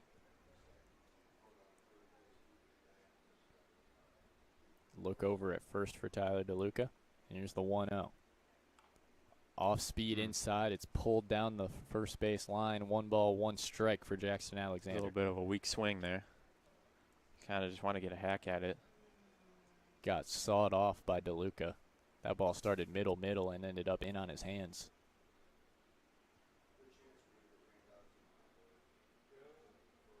One ball, 1 strike for Tyler DeLuca. Runner goes from first. Swung on, throw down. Oh, man. Not fielded. Runner comes home. Got him. That one dropped too. Yeah, he dropped it. Aggressive base running. Marcus Taylor scores from third. Now 3-7. Yeah. Still Lake County Corndogs on top. But Greg Guernsey still in scoring position for Jackson Alexander. I thought for sure he had that throw there at second. Just missed the base a little bit. Had made Chidsey come out and try to make a play on it. Or sorry, that's Barth. Right? Shortstop is Barth, yeah. Had to make the play there. Throw back to the plate just as good, but Santana trying to make the tag before he completely had the ball. It got knocked out of his glove. Now a 1-2 pitch to Jackson Alexander with a man in second. Swung on and missed. DeLuca picks up his second strikeout of the inning. 2 away now with a runner on second for Noah Chase. Yeah, it just sucks how that error there to make them score another run. Now it's 7-3. I mean, this is a close game. The Beavers played the Corndogs pretty well. Most matchups. Noah Chase 1 for 1 with a single and a walk so far. Looking to drive in. Greg Guernsey bring this game a little bit closer. Breaking ball leaves it above the zone. 1 ball, no strikes. Yeah, and now after this inning, we'll get to hear "Take Me Out to the Ball Game." Feels like it's been forever since we heard that one. Usually games are over by then. Here's the 1-0 pitch. Swung on and missed. Fastball low in the zone. It was swung over by Noah Chase for strike 1. Yeah, but the Corndogs definitely need a game like this before going to the playoffs. I mean, championship game really. Get a nice close competitive game, see what it feels like, because it feels like they haven't felt that in a while. 1-1 curveball popped back out of play. 1 ball, 2 strikes. And now Tyler DeLuca just 1 strike away from getting out of this inning. We'll see the Beavers, like I said, play post 94. Where they're playing right now, I mean, it looks like they might be coming back here at Legacy Fields on Thursday for another rematch. 1-2 pitch. Just got a piece of it, sent it into center. It'll drop in front of Adam Walters, and he bobbles it. Throw to the plate in time. No, he dropped the ball. What a throw by Adam Walters. Man. He had Greg Guernsey dead to rights, and Santana lost the ball on the tag. Make it 4-7 Lake County Corndogs. Man, I thought Walters, first of all, I thought he kind of walked on that one. I thought he had a chance to not really make a dive and play, but I thought he could have just normally caught that one. Then makes up for it with that incredible throw. Santana just drops it. A kind of a rough inning for Santana here. Noah Chase going to be on second with 2 away for Drew Arnold. And now, I mean, all of a sudden the score is 7-4. I mean, it's a 3-run game here. The Corndogs haven't scored the past 2 innings. Beavers getting something going here. I mean, we got a ball game now. Coming to life. Tyler DeLuca's first pitch outside, ball 1. I don't know, something's going on in that Beavers bullpen. Maybe some momentum being like, hey, this could be the last time we play this year. For some of these guys, I mean, it's not till spring, where they might be able to swing another bat in a game again. I'm sure some of these guys play fall ball. There's the 1-0 taken. Fastball lower part of the zone for strike 1.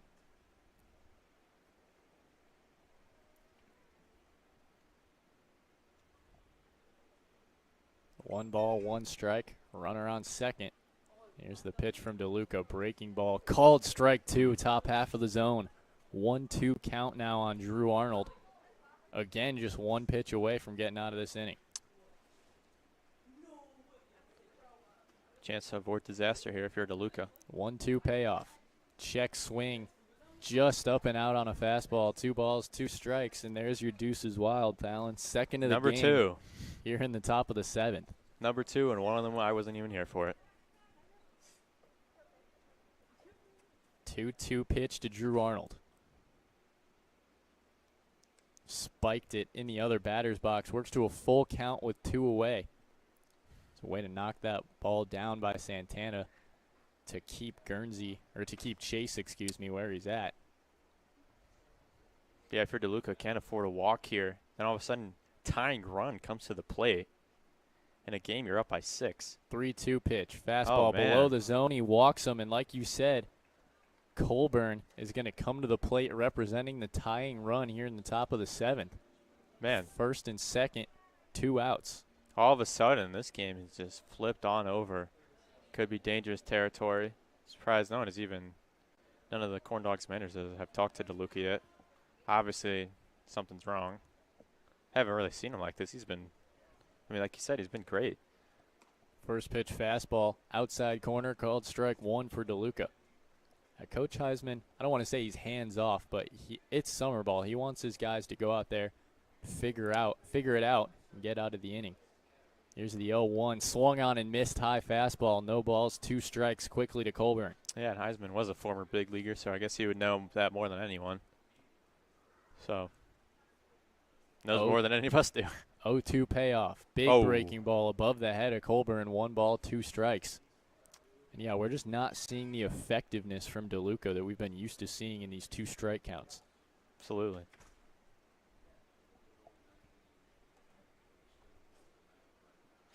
One-two pitch. Check swing. Oh, below the zone. 2 balls, 2 strikes. Third deuces wild of the game. There we go. We got 2 in 1 inning. Took us a while. But now a 2-2 count on number 13, Colburn. 2-2 payoff from DeLuca. This one punched into right. It'll get down. It's not going to score a run. Throw in. Knocked down by Matt Santana behind the plate. But now bases loaded. You got the go-ahead run at the plate in Joel Harrell. Yeah, I mean, especially for saying, DeLuca, what'd you say, had 19 strikeouts in 12 innings. You would think someone like that with as many 0-2 counts and 2 strike counts as he had, being just unable to finish these guys off. Now he's going to have a conversation with the manager, pitching coach. Try to get, something going. It's just not his night tonight. What could possibly be his last outing of the season. Not a good finish. Coach Heisman going out there to try and settle down his closer.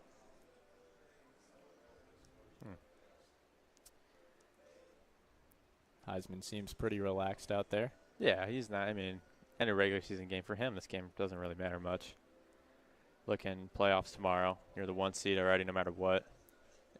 Yeah, Corndogs have clinched as the 1 seed going into the tournament. Obviously, it'd still be nice to end your regular season on a victory. Especially against I guess you could say rival, conference rival. Conference rival the Beavers. In the Region Collegiate Baseball League. Yeah. at your home field. Back set to go. Here's his first pitch to Joel Harrell. Fastball taken above the zone, ball 1. Man, this is, we were seeing some really fast, quick baseball. All of a sudden, he had this really long, stretched-out inning. Very misplaced in this game. 1-0 pitch from DeLuca. Curveball.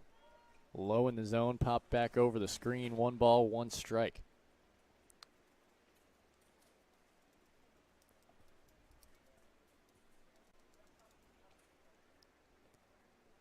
Here's his 1-1 to Joel Harrell. Singled his last time up. A raking ball. DeLuca just can't figure out his curve right now, leaving it consistently above the zone. 2 balls, 1 strike now. Yeah, he's definitely in his own head now at this point. All he's thinking is, man, I cannot blow this. I cannot be the one who gives the tying run to these Beavers. Misses again. 3 balls, 1 strike. And this walk means a run for the Little Calumet Beavers. Make it a 2-run ball game. I mean, all of a sudden, it just changes quickly. It's baseball for you. 3-1 pitch from DeLuca. Fastball popped up, and that could get him out of it. Kevin Corcoran has it. Nice. Little Calumet Beavers put up 3 in the top of the 7th to make it a 7-4 ball game. We'll head to the Corndogs bottom of the 7th. You're listening to Corndogs Baseball on Jet TV and Region Sports Network.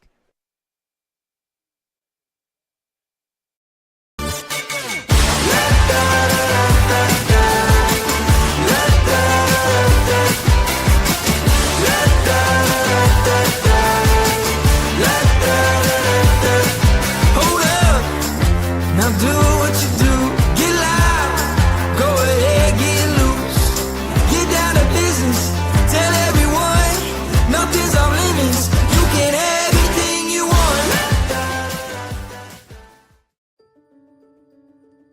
Belvedere Senior Housing is an affordable assisted living community for adults 55 years and older. Our residents enjoy private studio or 1-bedroom apartment options, 3 restaurant-style meals and snacks every day. They also get laundry and housekeeping service, a wide range of engaging activities and events, medical transportation, and the comfort and support of on-site 24-hour staff. Headquartered in Maryville, Indiana, Centier Bank continues to play a pivotal role in every community we serve. Beginning with a single location in 1895 to serving 13 counties across Indiana, Centier Bank has championed a workplace of community building, philanthropy, and financial education to enrich the lives of individuals and businesses in the communities we serve. Our promise for a better tomorrow. All right, welcome back. It is Mason. I'm with Tate now. I just want to say, since tomorrow might get rained out, I just wanted to hop on one last time and say thank you to this Corndog ownership staff from Ralph, Dave, Jim. Tate is my play-by-play, Thalen, Connor. I've met some great people here, and I couldn't have asked for a better summer job than the Lake County Corndogs. So thank you, everybody. Been glad to have you so far Appreciate this it. year. First pitch from Fuller, still up there on the mound working against Aslan Farinelli. Leaves that one low and inside for ball 1. Yeah, we saw last inning the Corndogs just, I don't want to say fell apart, but like something wasn't clicking with the Lucas curveball and then just some little mental errors all over. 1-0 fastball in the zone, swung through for strike 1. Farinelli just kind of, I don't want to say whiffed there, but like swing and a miss. We got Adam Walters on deck who threw an absolute seed to possibly get the inning-ending run, but Matt Santana did lose it. 1-1 fastball again in the zone, swung over by Aslan Farinelli. 1 ball, 2 strikes now. Fear this is probably the best pitcher the Beavers have in their rotation today.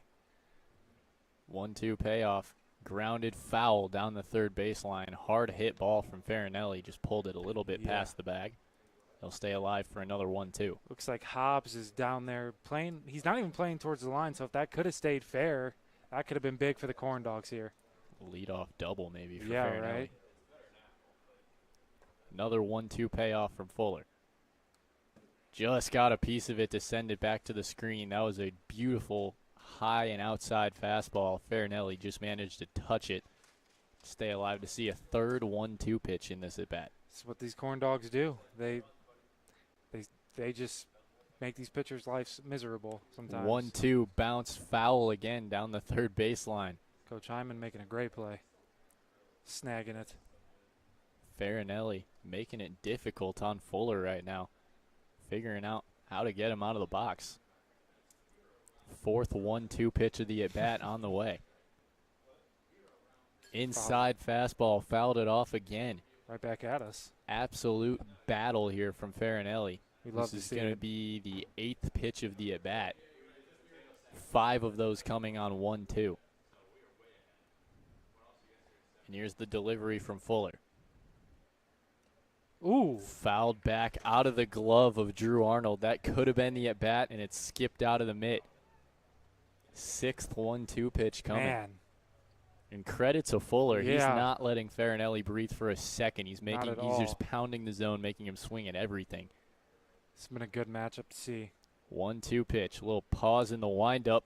Curveball to the left side, picked up by Hobbs Dunn. Throw across the field in time to get Farinelli. Fuller wins the battle to get the first out of the inning, but not before throwing 9 pitches to Aslan Farinelli. What a battle, though. Farinelli battled just the whole way through, and that's what this Corndog lineup does. 1-9, maybe 1-10 sometimes. They battle. As you see Farinelli kind of tipping off Adam Walters there, whispering something about either one of his pitches. Now he's doing it to Colin Adams.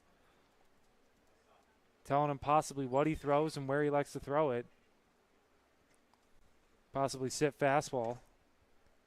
First pitch to Walters, fouled back to the screen, no balls, 1 strike. And like I said, we saw Walters throw an absolute seed from center field to home plate to almost end the last half of the inning.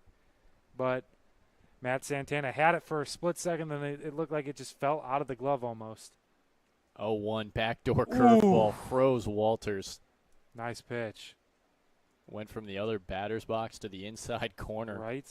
On Adam Walters, and now Fuller ahead 0-2. We'll see if he can finish him more quickly than he did Farinelli. Yeah. 0-2 payoff. Goes back to it. Check swing. He went around. Dropped third strike. Throw on down to first for the second out of the inning. Fuller with a strikeout of Walters to record the second out of the bottom of the 7th. That'll bring up the top of the order in Colin Adams. This Corndog lineup just kind of got cold out of nowhere. Like ever since Fuller came in, he's just shut them down. Like it has been such a change of pace. The momentum in the corner of the Lake County Beavers right now. Little Calumet Beavers. Spiked fastball from Fuller for ball 1. Seeing a little lefty on lefty right now. And in the post-game interview with Coach Heisman after they beat the Thunder last night, he said that, the team has learned not to take anything for granted, even when you're up that big, because at any given point, a pitcher can start to shut you down, and that's kind of what we've been seeing here from the Little Calumet Beavers. Yeah, no, he made that's a very good point to make there. Yeah, as you said, we've seen it here. 2-0 to Colin Adams. Fastball outside, 3 balls, no strikes. And I don't know what it is about Colin Adams. Pitchers seem to have a tough time throwing to him. Might be looking at his 3rd walk of the day right here. He kind of hugs the plate a little bit. 3-0. Fastball. Ball 4. Misses the outside corner. I thought we were about to see a delayed strike call there, but it's a 4-pitch. Colin Adams. 4-pitch, 2-out walk to Colin Adams as he heads down to first. Now Mason Barth coming to the plate. The Notre Dame after the hot start that we saw from him last game, just 1 for 4 today with a single in the 2nd. He's been ultimately shut down today by these Calumet Beavers. But, yeah, I like what Coach Hyman said to go back on that. All gas, no brake. Never take your foot off the gas. Colin Adams takes off, throw down, not in time. Stolen base immediately for Colin Adams as he heads on down to second. Just trying to get some momentum in that corner right now. Now a runner in scoring position. Adams looks like, he's tying, the catcher's tying a shoe. I didn't know if Adams hurt himself for a second. I was like, that is not good. Now a runner in scoring position for Mason Barth. No balls, 1 strike. Okay, the battery going to go talk real quick. And I might be crazy. Is Mason Barth a switch hitter? I feel like we saw him line up in the lefty batter's box the last time he was up. I think you might be right. Oh, my goodness. I didn't pay attention. I think we're seeing Mason Barth hit from both sides of the plate tonight. The Notre Dame commit out of Andrean High School. As we said, we still had an other Notre Dame commit, I believe, play, the first or second here in Drake Bowen one year? I have no idea, to be honest. If it was more than last year, I wasn't here. So I was going to say, I believe Drake Bowen played at least 1 year for the Lake County Corndogs.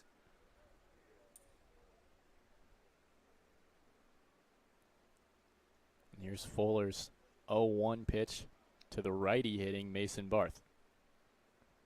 Fastball easily above the zone, 1 ball, 1 strike. Possible switch hitter.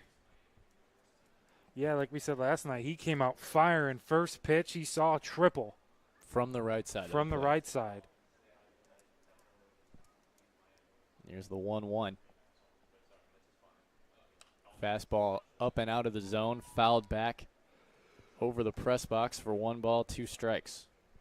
And the pitcher, Fuller, is just straight up attacking the zone left and right now. He has no fear. Absolutely none. You got Billy Chidsey on deck. That's a big bat you want up in this spot right now. 1-2 backdoor breaking ball just misses, and that's a nasty pitch. Nasty. From Fuller to just end up as ball 2 in our 4th Deuces Wild of the game, I believe. We're trying to make up pace a little bit. It's still not a great game, but we're getting there. 2-2 payoff. Colin Adams takes off, saw a hit and run there. It's fouled back to the screen by Mason Barth. It'll stay 2-2, and Adams will walk his way back to second base.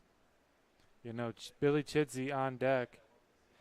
That's the man you want up at the plate. If you want to get him up to the plate at any means possible. The best hitter and the hottest hitter in this lineup right now. Here's another 2-2 to Mason Barth. Colin Adams. Look back at Colin Adams dancing off second, backdoor breaking ball. Just missed again. Same spot as the last one now. Full count with 2 outs. Those are great takes from Mason Barth up at the plate. Those, like you said, great takes and just great pitches, honestly, from Fuller, too. This has been one heck of a battle to watch. Full count pitch. Check swing. Fastball below the zone. Full count walk to Mason Barth. First and second, 2 away for Billy Chidsey. And like I said countless times, this is the guy you want. You've seen him hit a roaring double earlier that honestly could have gotten out of here. We all thought it was gone in the booth. Billy Chidsey is just, ever since he hit that home run and double, has been the toughest out in this lineup. That was the turning point in the season. Not that he had been hitting bad before that, but he's been hitting electric since then. Elite. Colin Adams still dancing off second. Breaking ball at the head of Chidsey. That did not move as much as I think Fuller intended it to. You see Cornelius trying to get through the fence to go after the pitcher Fuller down there. You know, if there's anything about Cornelius, he defends his guys. You got to respect it. Yeah. I saw him push it. He's the only reason I won earlier. He shoved you and Connor out of the way. That's my hero. I'm going to go back to it. I was sabotaged. I might be a little salty about it. I'm not. I'm very thankful for Cornelius right now. Love Here's that man. The 1-1 fastball misses just off the plate to the lefty. 2 balls, 1 strike. We did have him tatted on our bodies. Well, he fell off me.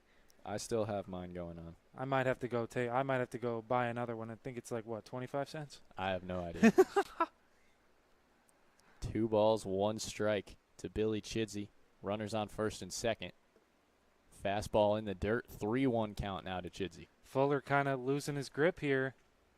And then you got the man who brought Sexy back, Nolan Lasky, on deck. And I didn't hear, how did he get that walk-up song? What I've been told from our other intern, Connor, the first home run he hit of the season as the pitch, ball 4. Ball 4, and he walks the bases loaded. Nolan Lasky, the first home run of the season, that was his walk-up song when he came up. And ever since then, it's been the man who brought Sexy back. As we're going to see Sullivan Sticken go out to talk to his pitcher. Yeah, 3 straight walks after retiring the first 2 for Fuller. Now bringing up Lasky, who's 1 for 3 with a single and a walk on the day. And I imagine you're going to see Fuller stay out there during this mound visit. He hasn't done anything bad or reasonable to take him out of the game. I'm going to say, yeah, pretty dominant up until 3 batters ago. But haven't seen any action in the Beavers bullpen. I've seen some action in the dugout, though. Cornelius talking to one of the Corndog players. He's playing rock, paper, scissors. And that looks like it's going to be, I don't want to say Adam Walters, but that looks like who it is. And if he would turn around, now he's playing. Cornelius seemingly lost because now not Colin Adams, that man is on third base. Adam Walters, no, it was Caden Coombsy. I was way off. They were tall and skinny. You know, I can relate to that. Me too. No, it kind of looked the same from far. Nolan Lasky coming to the plate, batting .362 on the season. So he takes a fastball right down the middle there for strike 1. Want to talk about tall and powerful? You got Nolan Lasky up at the plate.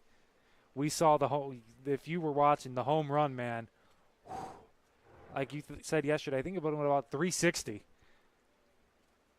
0-1 pitch from Fuller. Ooh. Fastball spiked, knocked down by Drew Arnold to save a run there. 1-1 count now to Lasky. And I'm going to point out the fact the Corndogs do kind of struggle with the bases loaded sometimes. They can't bring the runners in, but we're hoping, obviously, to change that here. There was a stretch in the middle of the season where we had a lot of closer games that shouldn't have necessarily been as close as they were because of runners left in scoring position. Ooh. 1-1 change up above the zone, 2 balls, 1 strike. And nothing in that Calumet Beaver dugout yet. Bullpen, excuse me. Looks like they're going to stick with Fuller. The Corndogs who just score a run here, that would be huge. 2-1 pitch. Fouled back to the screen, 2 balls, 2 strikes for the 5th Deuces Wild of the game. Hey, you're picking up pace. We're getting there. What's the record, 12? 11. 11, I believe.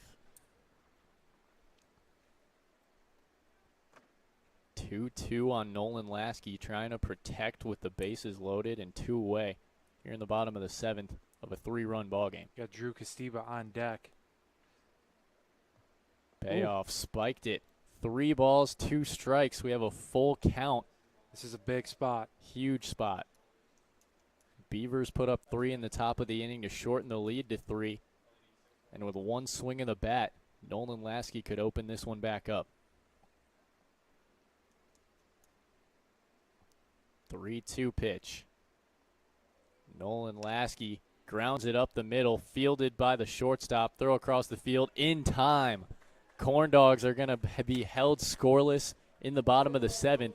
They still lead 7-4 heading to the 8th. You're listening to Corndogs Baseball on Jet TV and Region Sports Network. Generations to come is what sets Centier apart. Centier Bank, Indiana's largest private family-owned bank. Armed with a rich history of family ownership and a workforce that's committed to putting people first, Centier Bank fosters a workplace of community building, philanthropy, and financial education. A long-lasting legacy of family ownership dedicated to generations of clients is what sets Centier apart. Trust the integrity, experience, and personal service of Centier, Indiana's largest private family-owned bank. For more information, go to Centier.com. At Strachan Van Til, we believe grocery shopping should be simple. Now, shopping is easier than ever with our new and improved website. Find what you need fast. Browse your favorite products, add them to your cart, and check out in just a few quick steps. Choose between convenient in-store pickup or let us handle the heavy lifting. From our shelves to your doorstep, skip the lines, shop your way, and spend more time on what matters most. With our rewards program, enjoy incredible savings and personalized offers every time you shop. Shop online now at strachanvantil.com or download our app today. All right, team, if you want to work for Misprint, be prepared to sweat. Printing and signs is survival of the fittest, and we're going to be the fittest. Faster, sharper. That sign's not going to design itself. We don't just make prints, we make perfection.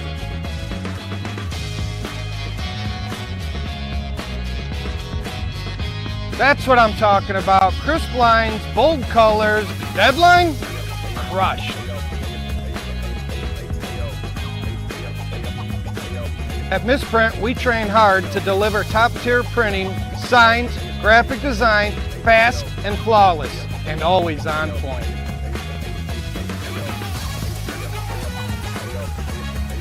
misprint. Fit the print, fit the serve, fit for you. Hey, I don't even think he works here. What do we do with him now? Oh. Welcome back to the top of the 8th. Corndogs lead the Little Calumet Beavers 7-4. Tyler DeLuca still out there on the mound for the Corndogs, and his first pitch to Moses Vasquez misses high for ball 1. Ball just getting over DeLuca's head. Something with DeLuca and his command is not clicking tonight. And you rarely see that from him because he's arguably been the best pitcher for the Corndogs in relief this season. Yeah, not usually an issue at all. Here's the 1-0. Fastball painted outside corner. He gets it there. 1 ball, 1 strike. His fastball is working somewhat. Also, shout out Cornelius again. Here's the 1-1 to Moises Vasquez. Fastball below the zone. 2 balls, 1 strike. This umpire zone's a little tight. It is tight. It's been tight, consistent for both teams, which means I can live with it, but it is tight. Again, I can live with it. I agree, but 2-1 breaking ball catches the inner half of the zone. 2-2 count now on Moises Vasquez. But yeah, no, that's a little. See, that was an interesting call there. I didn't. Here's the 2-2. Breaking ball swung on and missed. He gets his man on a curveball. Tyler DeLuca picks up his 3rd strikeout of the game for the first out of the 8th inning. DeLuca coming back with a much-needed strikeout there. Much needed there for his confidence and for that momentum for the Corndogs. Now Hobbs Dunn, the man that started off the 3-run 7th for the Corndogs with a walk. Played a solid defensive 3rd, too. Back up, fastball sails to the backstop from DeLuca. 1 ball, no strikes. Kind of got that Anthony Rizzo stance a little bit. That wide lefty. Yeah. He was on it. I believe he was the first Calumet Beaver to arrive today, and we were all wondering, who is this guy? Because I don't believe we've seen him all season, at least here. I don't think we have. At Legacy. 1-0 pitch. Breaking ball in on the hands. Popped back to the screen. 1 ball, 1 strike. See Marcus Taylor running over there to grab it. Yeah. Appreciate you. Yeah, and Hobbs Dunn was here a solid hour and a half before the game started, and you almost never see that, even from Corndogs players, really. Sometimes you just got to get here and get your mind right, get in that right state of mind. 1-1 breaking ball. Great play. Fair. Drew Castiba back to the bag, and he gets him. Great Sliding play. Attempt into first by Hobbs Dunn, but Drew Castiba hustles it back to the bag after a backhand stab up the line to retire the 2nd out of the inning. That was huge. And that's the defense that you need to have behind you when you're having a night like Tyler DeLuca's having. It's a great Drew Castiba's played great defense all season. In multiple spots. This is the first time we've seen him at first base. I remember that kind of backflip catch that he tried to do in right field earlier this season. Marcus Taylor up to the plate now, singled in the last inning. Like, it was, man, talk about a good defensive player. You get you some Drew Castiba. 1-0 pitch from Tyler DeLuca. Check swing curveball right down the middle. Pitch. 1 ball, 1 strike. DeLuca seems a little more locked in and confident now. Knowing you have that kind of defense behind you as a pitcher settles you down tremendously. Yeah. Like I said, a few little mental errors last inning, but seemingly all gone. 1-1 high and inside breaking ball turned on and pulled foul down the 3rd baseline. Now DeLuca 1-2. Just 1 pitch away from getting out of the inning.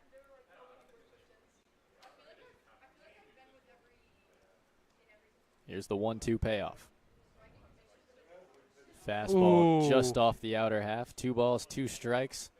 7th Deuces Wild of the game. Oh, we're picking up some good pace We're here. Picking up speed. Some good pace. I'd almost say this puts us on record-breaking pace.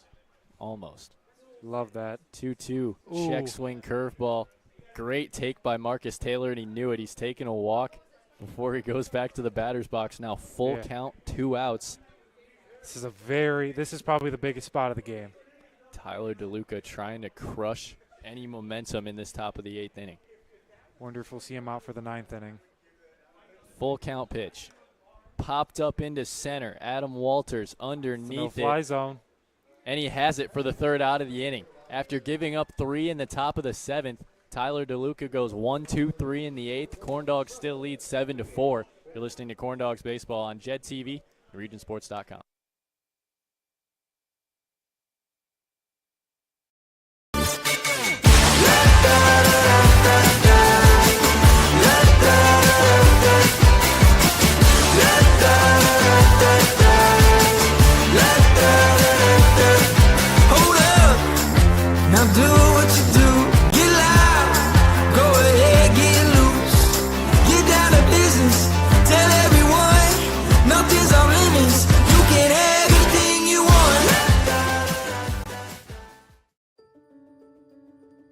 Belvedere Senior Housing is an affordable assisted living community for adults 55 years and older. Our residents enjoy private studio or one-bedroom apartment options, 3 restaurant-style meals and snacks every day. They also get laundry and housekeeping service, a wide range of engaging activities and events, medical transportation, and the comfort and support of on-site 24-hour staff. Headquartered in Maryville, Indiana, Centier Bank continues to play a pivotal role in every community we serve. Beginning with a single location in 1895 to serving 13 counties across Indiana, Centier Bank has championed a workplace of community building, philanthropy, and financial education to enrich the lives of individuals and businesses in the communities we serve. Our promise for a better tomorrow for generations to come is what sets Centier apart. Centier Bank, Indiana's largest private family-owned bank. Armed with a rich history of family ownership and a workforce that's committed to putting people first, Centier Bank fosters a workplace of community building, philanthropy, and financial education. A long-lasting legacy of family ownership dedicated to generations of clients is what sets Centier apart. Trust the integrity, experience, and Welcome back to Legacy Fields in a close game here. Corndogs lead at 7-3 going to the bottom of the 8th. And it'll be Drew Costiba leading it off for the Corndogs against a new pitcher on the mound, number 27. Again, no first name, last name Capetto. Big right-hander on the mound. And here's his first pitch to Costiba. Breaking ball, throws him for strike 1. You saw Costiba make a great game-saving play over there at first base to back up Tyler DeLuca. Matt Santana due up next. Then Kevin Corcoran. 0-1 pitch, slider to the left side, picked up by Hobbs Dunn. Throw across just in time to get Drew Costiba. Good play from Hobbs Dunn at third base. A lot closer than I thought it was going to be. Yeah, to retire the first out of the 8th for the little Calumet Beavers. Like you said, that'll bring up Matt Santana. He's been kind of shut down today also, I feel like. 0 for 3 with a walk in 4 at-bats. Looking to turn things around here, widen this gap, give Tyler DeLuca something to work with in the 8th inning, a little bit more insurance. We got a pitcher warming up in the bullpen for the Corndogs. That pitch in on the feet. It looks to be number 7. Number 7. Billy Chidsey. Billy Chidsey warming up in the bullpen. All right. That would be his first pitching appearance all season if he does come in the game. That pitch missed inside and low on Santana. And here's the 1-0 from Capetto. Breaking ball swung on and missed. Nasty slider Got to Santana the outer to half. Bite there, yeah. That was a beautiful pitch. Kevin Corcoran on deck. He had a couple good grabs out there in right field today. 1-1 slider again, popped it up. It'll stay on the infield. And it'll bounce foul. Bounced in fair territory, got down, and that definitely could have been an out for the little Calumet Beavers. But now it's a 1-2 count. I think it was just some for Matt miscommunication Santana. there. I mean, yeah, that is a tough spot. It's Yeah. a long way to run for Marcus Taylor. But he was And the closest. I think it should be his ball. At that point. As a catcher, you have to look up, find it, and then you're supposed to turn around to face the plate. And that's just tough to do. Yeah.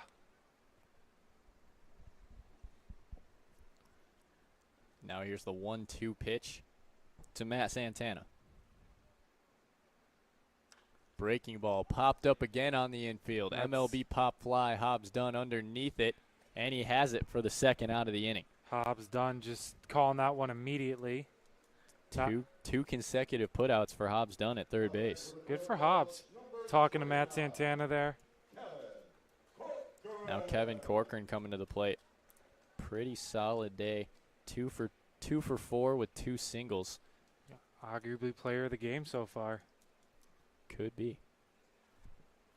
There's the pitch to Corcoran. Inside fastball, hops away from Drew Arnold, ball 1. I thought the ump was going to call that a strike there for a second. I think he was just trying to catch the Yeah. ball as it bounced past him. Because it looked like he was about to point and say strike. I'm like, oh, that's a strike? Where? 1-0 pitch from Capetto. Backdoor breaking ball Ooh. at the knees, frozen Nice for strike pitch. one. Nice pitch. That's not a pitch you're swinging at Not at all. if you're Kevin Corcoran, but it's a great pitch. Mm-hmm. 1-1 ball. Ooh. Way inside, almost clips him on a fastball. 2 balls, 1 strike. Thought that did clip him a little bit. See the limberness from Kevin Corcoran getting out of the way of that one. Former basketball player at Ileana Christian.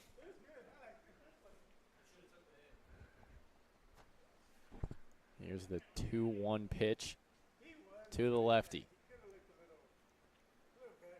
Backdoor breaking ball in on the hands, fouled back 2-2 to bring us the 8th Deuces Wild of the game.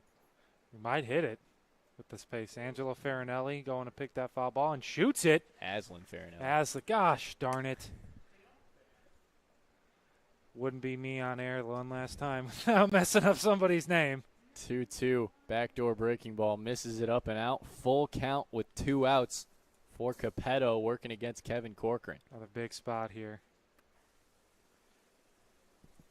This could mess up Capetto's mojo. Full count pitch. Way inside again, almost hits Corcoran. Full count walk with 2 away. And that brings up Aslan Farinelli. Farinelli with a hit and a walk so far. Can you remember if he had a hit or he singled in the second, walked in the third. 0 for 2 since then. It's no good. Now trying to widen this lead again for whoever comes on in the 9th. So we said it looked like to be Billy Chidsey warming up. Breaking ball misses up and in. 1 ball, no strikes.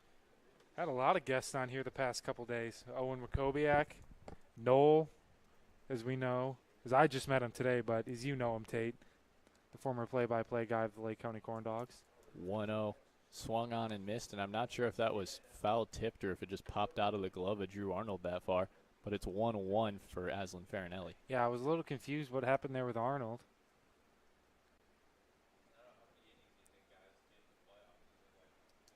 Corcoran not getting that big of a lead over there at first base. 1-1 fastball. Some heat on it, but it misses low and outside. 2 balls, 1 strike. I was going to say, he's one of the harder throwers we've seen today from the Beavers. The back-to-back Beaver pitchers have thrown, I think, the hardest. Between Fuller and Capetto, for sure. Yeah. Fastball fouled down the left field catch line. by Adam Walters there in the on-deck circle. 2 balls, 2 strikes again. 9th of the game. We might be making a push at this thing. Let's do it. After not having one till the bottom of the 6th.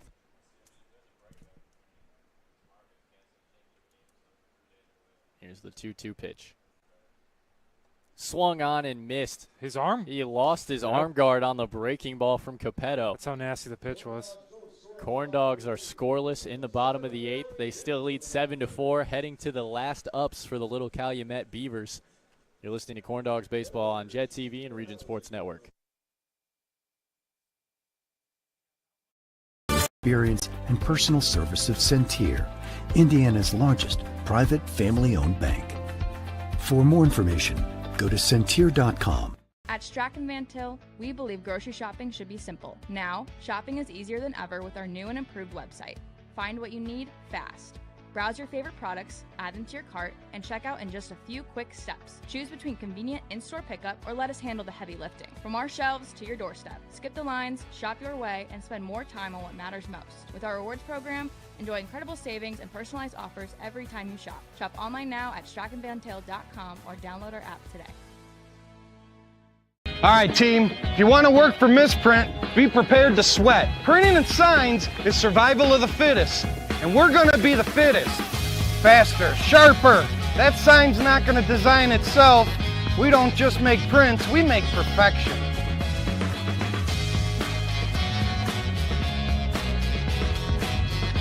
That's what I'm talking about. Crisp lines, bold colors, deadline, crushed. At Misprint, we train hard to deliver top-tier printing, signs, graphic design, fast and flawless, and always on point.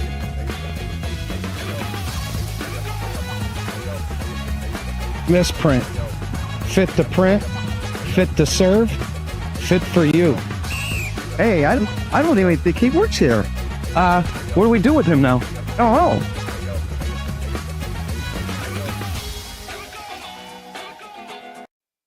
Welcome back to the top of the ninth. Billy Chidsey going to take it over on the mound. And Ryder Fernandez going to go in at second base. As I've been informed by Fallon, Billy Chidsey used to pitch in blowouts in high school, so he's got some experience. Wouldn't call this necessarily a blowout, but first pitch called strike one. But with the hot to Greg Guernsey. Greg Guernsey also plays for the Post 94 Vikings. Yes, he does. That one ripped over the head of Mason Barth for a leadoff single, and if you're going to score 3 runs to tie a game, that's certainly a way to start it. Yeah, for sure. The momentum still in the corner of the Beavers somewhat right now. You could still cut in that dugout. You could probably still feel it. And that is not a good thing if you are a Corndog or a Corndog fan. Billy Chidsey, first pitch, popped it up into right. Underneath it's Kevin Corcoran. He has it for the first out of the inning. 1 away and a man on first for Jackson Alexander, who's 0 for 3 today. If I remember correctly, playing here at these exact fields, these Babe Ruth fields, I believe I played with Jackson Alexander one year. Can't tell you what year or what team, but I remember him. That was incorrect. Jackson Alexander's not 0 for 3. He's 0 for 2, and he has a walk. First pitch from Chidsey. Outside fastball, swung on and missed. We got a Crown Point versus Crown Point matchup, as I've just been informed. 2 former Crown Point Bulldogs seniors. Here's the 0-1 fastball, left it outside. 1 ball, 1 strike. And we saw earlier with Alexander up to the dish, he kind of thought it was ball 4, and he got called out on a strike to end the inning. 1-1 pitch from Chidsey. Swung on and missed, strike 2. Again, fastball to the outer half. Alexander going to take a walk to compose himself. 1 ball, 2 strikes for Chidsey with 1 out in the 9th. Alexander kind of just getting blown by right there. Got the fastball blown by him. 1-2 payoff. Backdoor breaking Ooh. ball, can't get it there. 2 balls, 2 strikes. And I like the idea. Yeah. But he just couldn't quite get it back to that corner. Nope.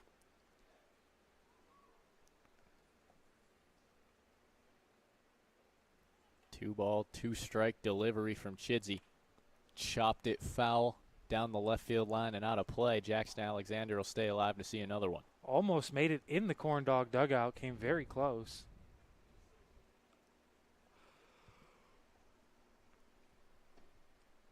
2-2 count here.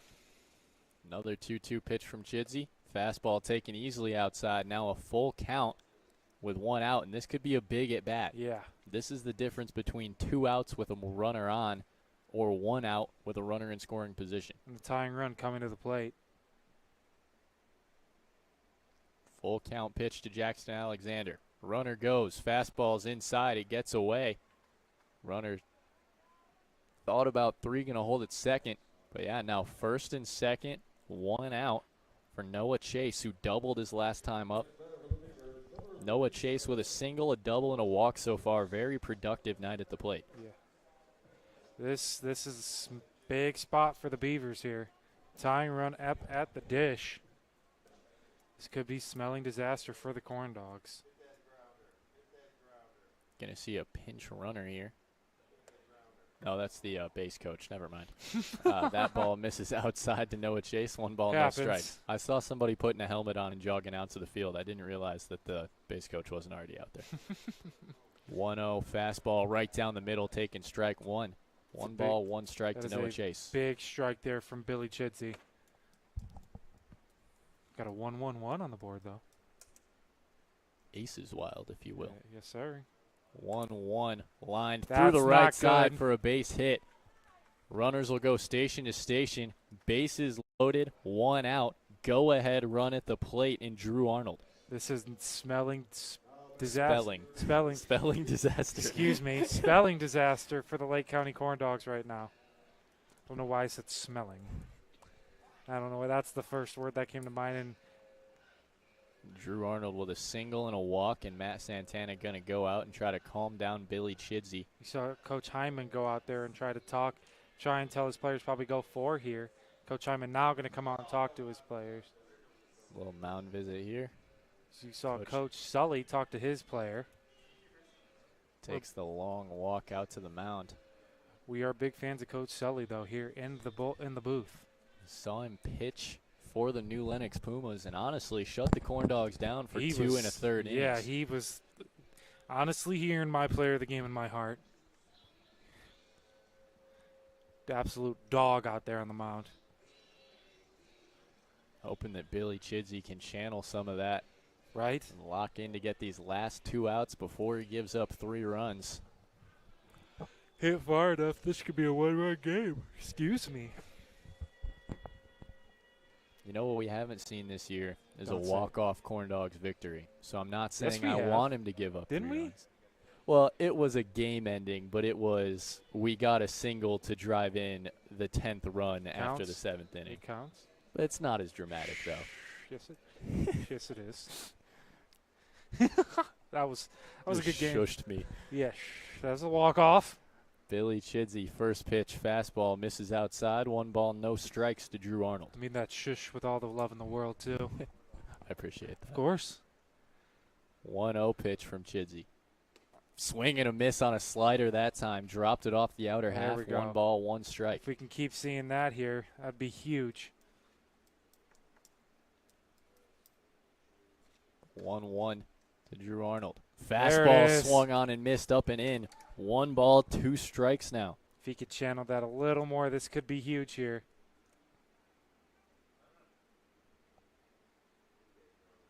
1-2 payoff. Breaking ball, strike 3 there call. It is. Billy Chidsey breaks it off for the 2nd out of this inning, his first strikeout of the game. Very inconvenient timing. We just lost our camera. But now there's 2 away with the bases loaded for the bottom of the lineup in number 13, Colburn. This is a big spot. Misses camera the got too first excited. pitch. Offside. The moment was just too big for the camera. We've had camera issues all season. Yeah, we have. Not really sure why. No. There it is. Drops in another off-speed, low in the zone to Colburn. 1-1 count with 2 away. Whatever Coach Hyman said to Billy Chidsey must have really inspired him. 1-1 pitch. Swung on and missed. High fastball. 1 ball, 2 strikes. This is possibly the last out. This is the last out. Last strike for the little Calumet Beavers. 1-2 payoff for the game. Breaking and there ball. It swung is. On and missed. Billy Chidsey loads the bases with 1 out. Strikes out 2 to close it. Corndogs win 7-4 in the last regular season game of the year against the Little Calumet Beavers. Provided we don't get rained out, we're back here tomorrow night at 7 o'clock as the Corndogs face off against the East Chicago Thunder in the first round of the Region Collegiate Baseball League playoffs. Again, thank you to Ralph, Dave, and everybody here at the Corndog organization for giving me this opportunity. This is sadly probably going to be my last game on air, and I wouldn't want it any other way. Good Corndog win. Corndogs take it 7-4 through 9. I've been Tate Hildebrandt, joined by Thalen Steiner, Noel Ferry, Mason Waters. You've been listening to Corndogs Baseball on Jet TV. Have a good night.